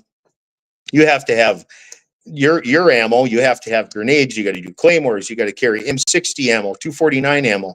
I mean, everything gets pieced out there. Then if you start carrying motors, then you get a motor round with you and everything. So it's a very exhausting job. And when you get done walking, you have to fight. So you have to bring the fight to the enemy. And if you're too tired or you got a sprained ankle, you can't bring the fight to anybody. Yeah. So those physical fitness standards are really good. And I know a number of generals, and I said, what the hell is going on here with all this stuff? And they explained it pretty eloquently. They said, well, Tom, they get to Washington, D.C., and they sit around there for 16 years. They go to cocktail parties, they kiss ass, and they forget what it's like to be with the maneuver units. So that's what happens there is they get into D.C. and they believe Rachel Levine is a man and whatever, or a girl and is an admiral and all this. So that's what screws all that up is that a lot of the generals stay out there too long and make a career out of it. And they don't spend time on the front line with the troops and realize that, hey, we need to fight here and win and not just appease everybody. Yeah, I think that the head of every command structure should be an R. Lee Ermey. You know, that's what I want to see. Because again, we're not talking about a social experiment. We're talking about Exactly. our military. So I don't care if it's pretty. I don't care if it's inclusive or diverse. The diversity that I like to see, especially in our fighting force, in our War Department, in our armed services, or even in our police force, if you want to bring it down to the local level, even there, what I want to see is a bunch of men and women in support roles, and we can talk about that in a minute. But I want them to be able to bring the hurt to the enemy. And you can't do that if you're not, one, physically fit, or two, like even mentally fit. I think a lot of that kind of goes hand in hand. You look at the generals that, especially in the last 4, maybe even 8 years, now that I'm thinking about it, and you look at the upper crust of our military, and you're like, how do we win? you know, and then you had a horrible time recruiting the last 4 years because all of the red-blooded, patriotic American boys were just like, yeah, I'm not dealing with that. Nope, exactly. And an interesting thing about the military is, do you know why part of the reason they started to go left with it to begin with? It's if you remember Patsy Schroeder from Colorado, she was on the defense committee and she was the one that started a lot of this madness. They wanted to left the military down because they're afraid of the military community becoming a feudal class like they had in Japan with the samurai. Yeah. If you go to the average military person, about 80% of the people currently serving had a dad, a brother, or uncle that served. So it's a very strong tradition from generation to generation. And I've even heard from recruiters too that the traditional recruits that had dad and uncles and everything in that served, they're coming in by flocks. Yeah. And that's something that the government's always been worried about, is the military having a feudal class with the military, where the government is worried about the military becoming a feudal class where it's 3% serve and 3% hold the military. And that scares the hell out of them, because then these people that say, oh yeah, the Trump's militarizing the military to take over cities and everything. No, that's not the case. Because, if my boy will join eventually, but my cousin's boys are both in, and they say, Dad, what do you think about this? And said, no, son, you can't do that. So I mean, you've got these. So you've got not only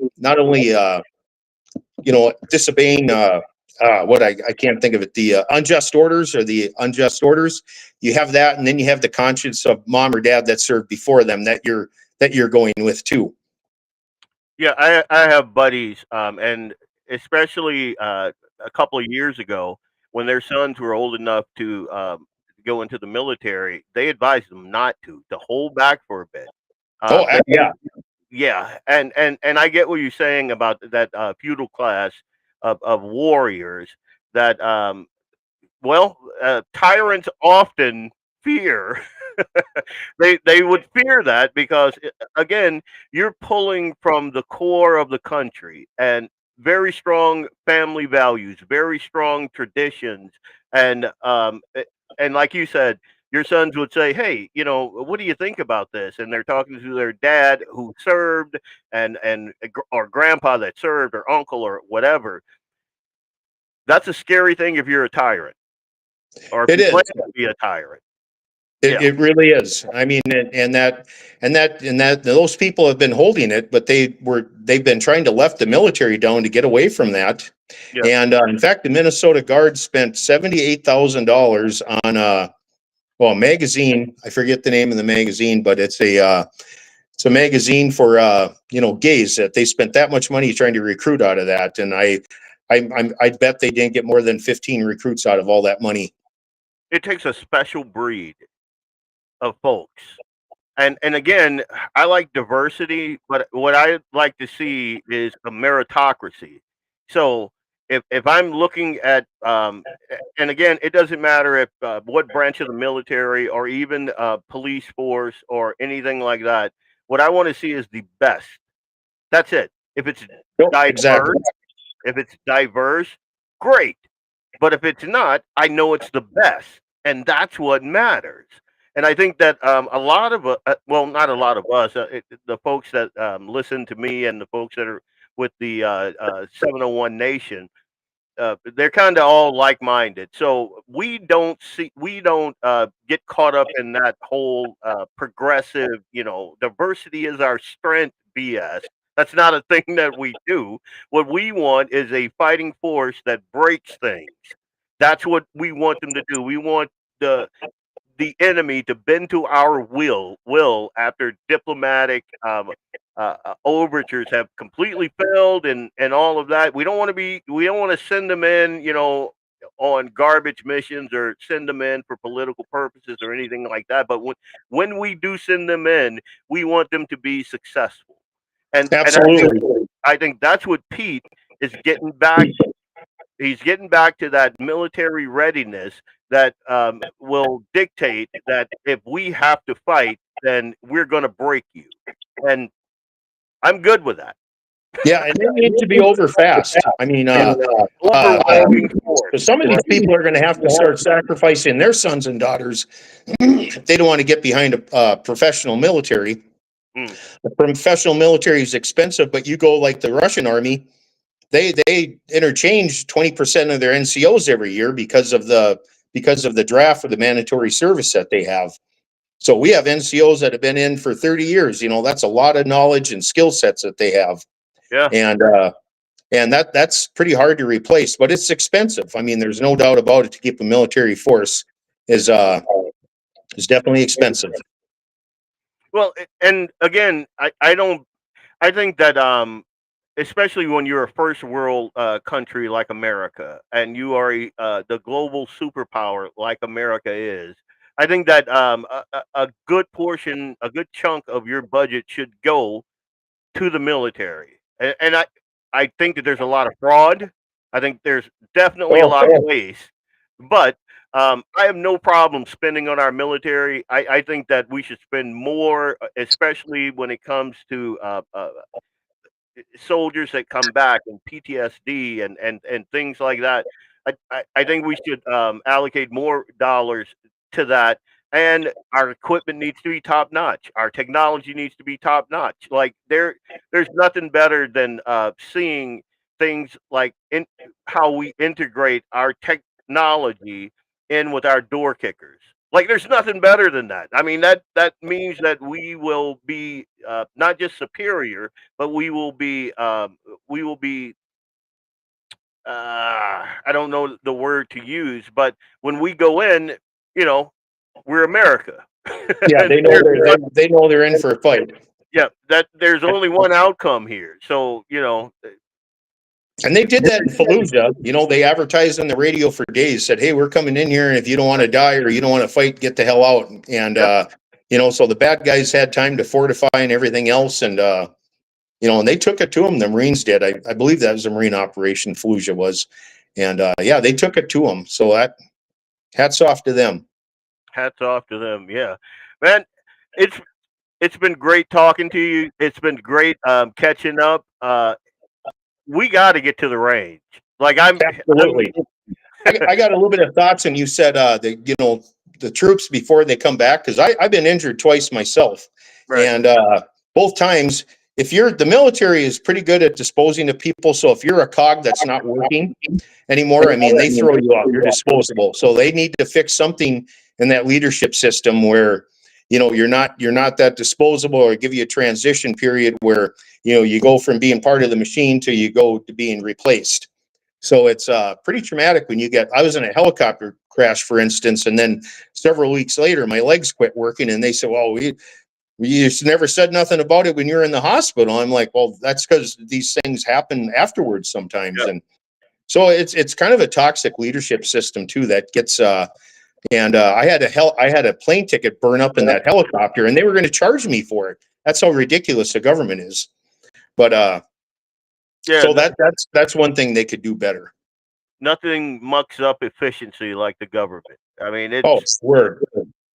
yeah, and I've heard stories like that also. I do you think it's getting better with this administration, or do you hold out any promise that that'll get better with this administration?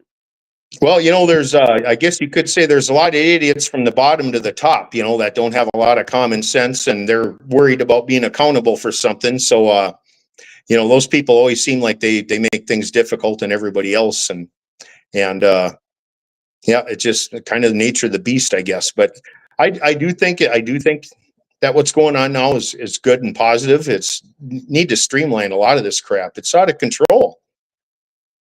Did you in the prior Trump administration? I know that they were doing a lot with the VA reforms.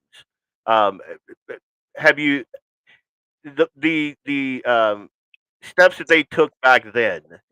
Did they continue through the Biden administration, or do you see it stagnate, or how do you think that that whole piece of the again? I have friends that go to the VA. Some of them, you know, everything is great, but some of them that have issues, they have issues Yep. still. Yep. And I did notice under the Trump administration, first one, that the community care services got a lot better. Because if they can't get you in 35 days, I believe it is, as a window to the VA, then you can request community care and go downtown to, you know, Sanford or wherever the care is to get taken care of. And Right. that got a lot better during the Trump thing, because Trump kept talking about privatizing the VA, privatizing the VA. And then you can't fire a lot of these clowns either. So I worked at the VA for a time being. It was man, that was yeah, that was a trip. But so you can't fire a lot of these people either. And it's it's kind of pathetic. And I think it did stagnate under Biden, but I understand Biden hired a lot more employees, but I'm not sure what they were doing. Yeah, I mean, it's great to have people, but you gotta, if you're gonna hire people, then you gotta have a purpose for them. So, and Right. now I guess I haven't, had to utilize the community care too much. So it seems like I've been getting in for every appointment. I've been getting into the VA under the allotted amount of time, which makes me really happy about that. That maybe they're getting more efficient there. One more question, and it's kind of a two-parter. Are you out of Fargo or Moorhead? The great communist block here. So maybe I can ask you the question that I was going to ask Kevin, but we had a snafu with him connecting here. Um, do you think there's a possibility that you guys can oust Tim Walz? I think so, but he's going to get a lot of outside money, from Hollywood and that kind of thing. It's to be really tough to beat him. And here, there's such a different dynamic here because, I wrote something yesterday. L. Franken was the largest fundraiser in politics, right behind Barack Obama for many, many years. He raised a lot of money, and he flooded the local campaigns over here with the Democrats. So that's how they took over the state. Is that nobody that PAC that Franken had? He just dumped everything into the local government, and the Republicans didn't stand a chance. Hmm. So not a lot of people know that, but his PAC flooded the state with. We had a local one here that Heather Keeler runs now, and I think it was Brian Grammer was running against Ben Lean, the incumbent, and Brian was ahead, and then all of a sudden he got infused with $5,000 worth of cash to buy ads and do other things, and Brian just couldn't compete with it. Yeah. I also think that like the urban centers, especially how they've changed the demographic makeup of urban centers, it's going to make it difficult Yeah. for and like I know Scott Jensen, he's a good guy. Yep. I think that he would be the best leadership, especially out of the folks that I've seen. Um, but it's an uphill fight when one, you have the machinery that's there. Two, you have the ballot harvesting scheme that they've got going there.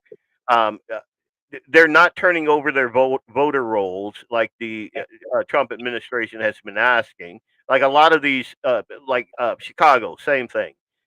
And because I think that in a fair election, you could get a Scott Jensen.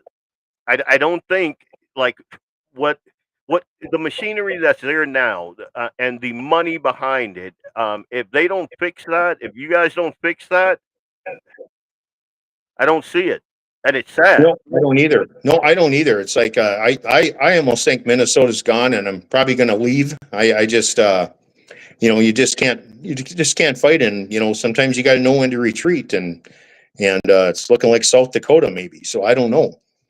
Weather's a little bit nicer, so why not? So, but it's a dang shame because I'd love to buy lake property, but when they piss away $18 billion on frivolous crap, and then then the next year they're like, "Whoa, we overshot there. Now we need to raise taxes." Like, what the hell is that? Yeah, That's the poorest leadership ever.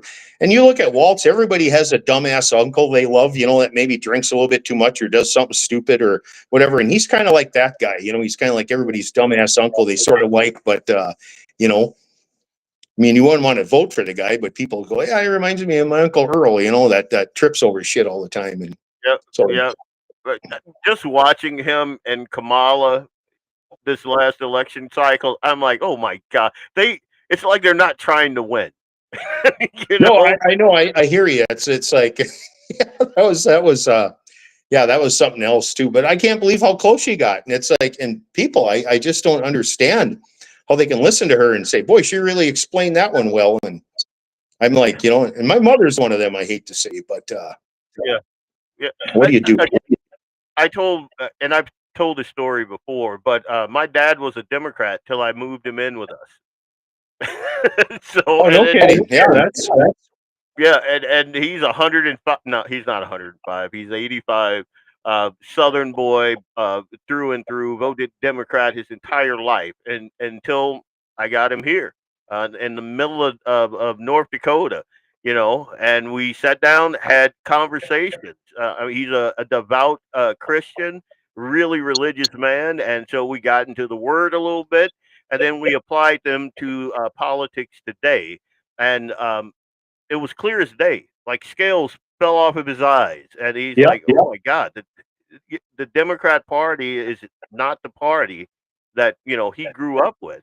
And then when you take that, when you take that, his worldview, what he thought the Democrat Party stood for, like, and he and I had been estranged for a while because obviously I'm not a Democrat. I haven't Right. been for a very very long time. I don't think I ever was a Democrat, but so we when we got together for family get-togethers, it was a fight, and so it wasn't great. But until he got here, and I'm thinking like there has been a sea change in a lot of different key demographics Oh that yeah. the Democrats have kind of counted on in times past. I think that sea change might yield some change in leadership, but it's going to be a Yep. hard fight. It It definitely definitely does. does. I got biracial kids too, and they're from their mom's from south of San Antonio, where all these illegals are coming in. And my nephew teaches down there, and he said he was locking down the school. They lock down the school several times a week because they're chasing illegals down there, and they don't want them running into the school. So yeah, that school is getting locked down all the time. He said this has been the most peaceful year he's had down there teaching. And he Right. said one time they were at a baseball game and the kids were, out there playing, and this car comes ripping across and blows into the ditch close to the field. And all these illegals got out and started running. Well, my nephew said the parents got out of the bleachers and chased them down and started. And he said they're lucky that ICE pulled up because they were going to beat the shit out of them. And they did get in quite a few kicks and that kind of stuff. But, the people down there in these counties are sick of it.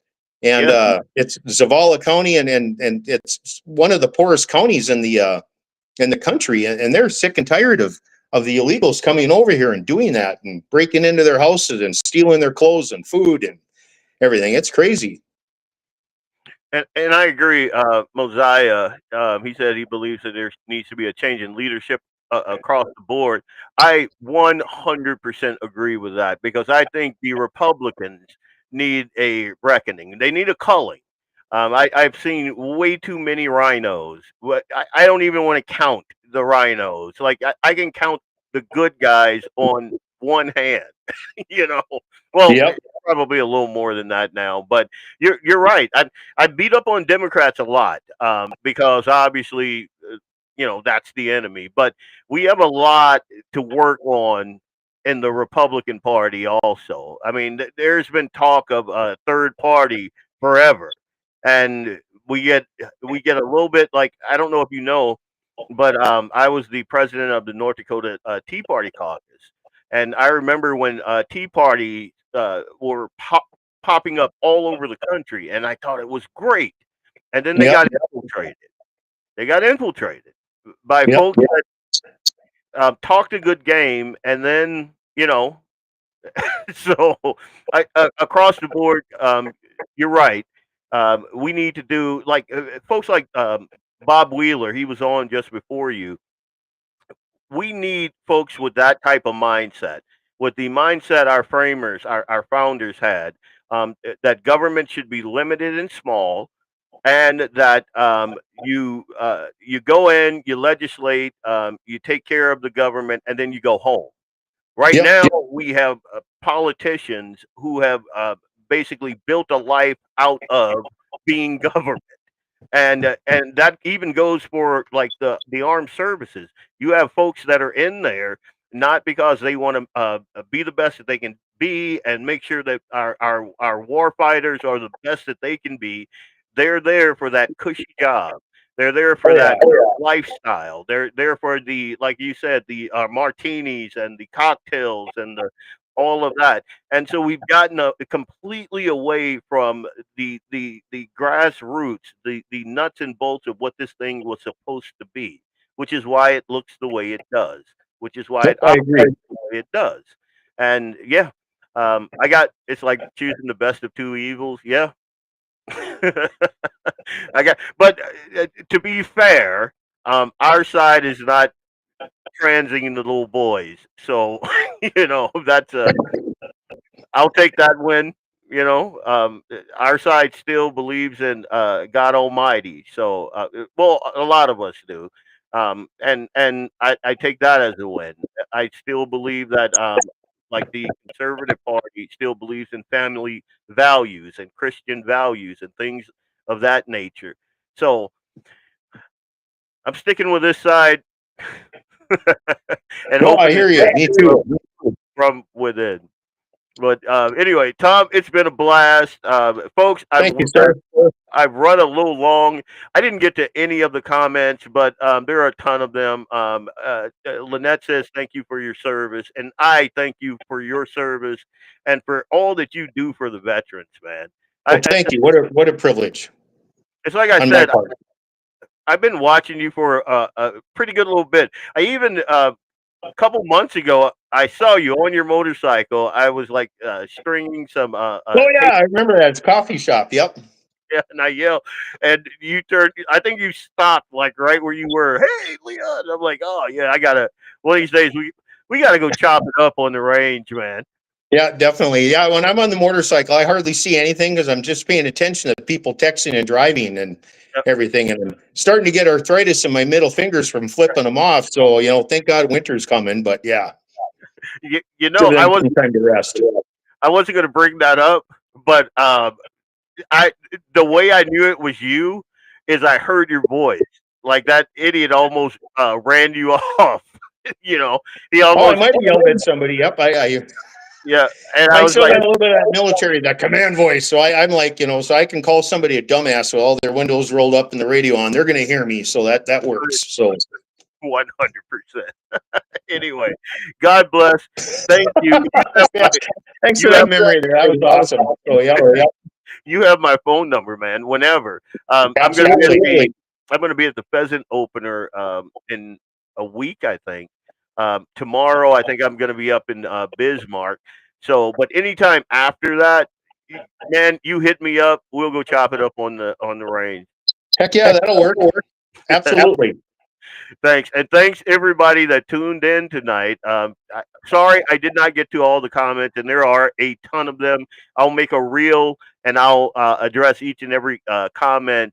But for now, I'm going to say good night. God bless. Thank you, I'll take Tom. the AK comments off your hands. So good night. Thanks for having me on, Leon. No problem. Yep. Goodbye.